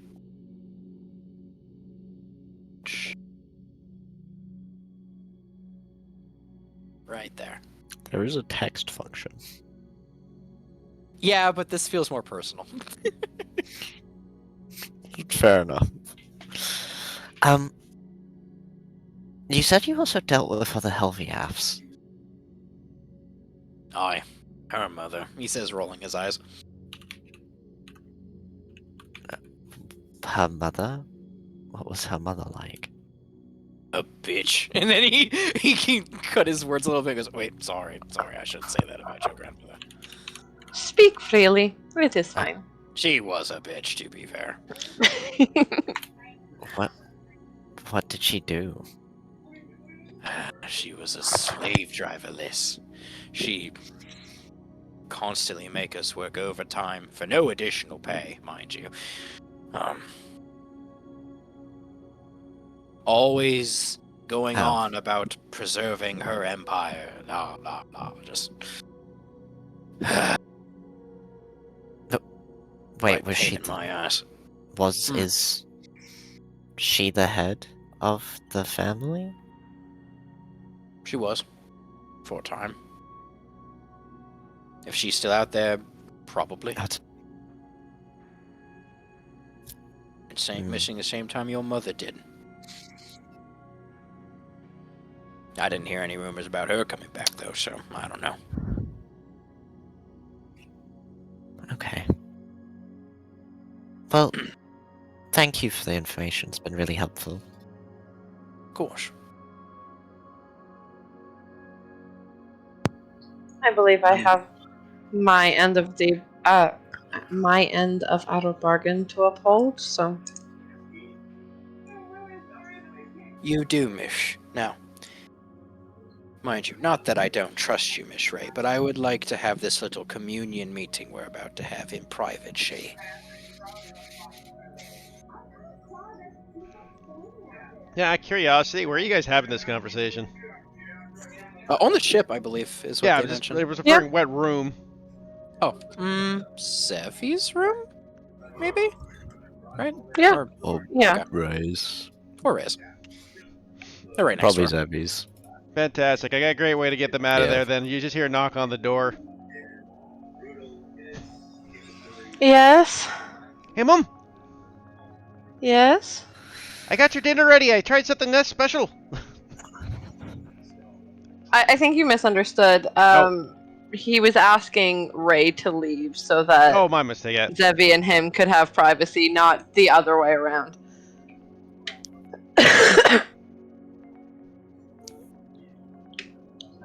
Ray, if you don't mind, I have Mr. Shell's phone number, so we can communicate with him at a further date. But I have my end of the bargain to uphold now, and I do not want to upset a giant shark man. So if you could grant us some privacy, please.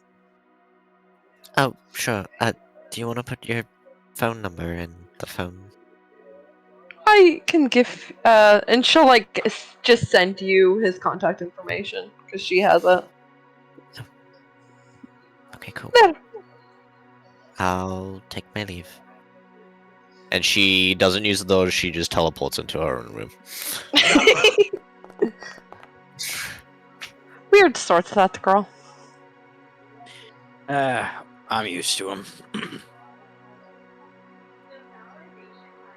Oh, and I put the extra thing in my session info.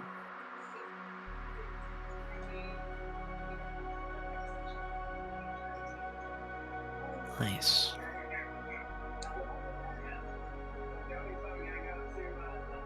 Perfect. Now, did you want to do the communion thing open, or do you want to have a private thing? I don't want to take up. I can do part of it open. Okay. I'm going to be ending here really shortly, but I have a good idea. Okay. What do you require for me to commune with my shard? Do you know which shard I carry? Would you like to? Which shard you carry? It doesn't necessarily matter, oh, sorry, oh, wait, slipped into the wrong action. I love him. Which shard you carry, Mish, doesn't necessarily matter to me, see, because I know that, well, one of these shards I think has the information on Sheik, but because all the information is scattered about in various memories, I'm not sure which one. Could be any of them. Okay. I carry despair, if that helps. Means nothing to me, Mish. It's just the memories that matter to me. I don't know which one has it. Perhaps. What do you require from me? I'm sorry, Mish. That one I have to ask her. No, I'm asking what you require from me to help you. I just want to talk with her a little bit. With Ari in it. Yes, I can do this. Allow me a moment, and she'll start to think of really sad thoughts and do the usual thing. She'll start crying.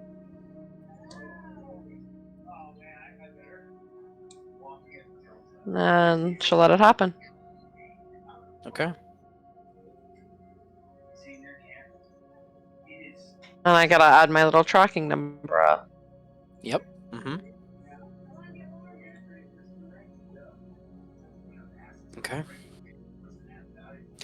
As Vatharia is shunted forward, you see the grin on Shaletooth's face begin to just grow a little bit as he sees the warning signs of the purple flecks beginning to crest in through her eyes.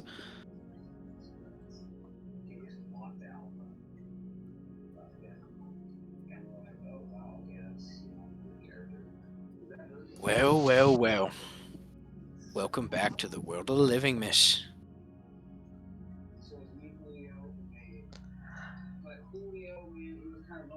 I want a plum or something. I'm.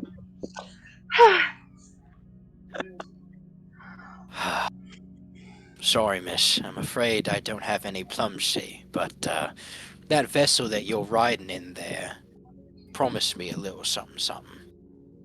A chance to get to talk to you and about An exchange of information, like. She does do that, does she not? Offer everything to everyone. What can I help you with? Yeah, well, you see. And as he begins to talk, um, the scars along his body begin to glow and radiate a soft blue energy as his eyes begin to crackle with that same almost ethereal like energy. Um, and the scars you notice begin to splinter and crack as more cracks begin to crest and fall along this shark's um, almost porcelain like face now. Cracks beginning to form from head to toe as the clothes with, or sorry, as the cracks along his skin begin to radiate this same almost ocean-like blue energy, almost indicating that his body is hollow. And with a double voice layered on top of itself, will ask Vatharia, "I seek Lycathon's spear. Do you know where it is?" And with that, I'm going to end the session there. Fun.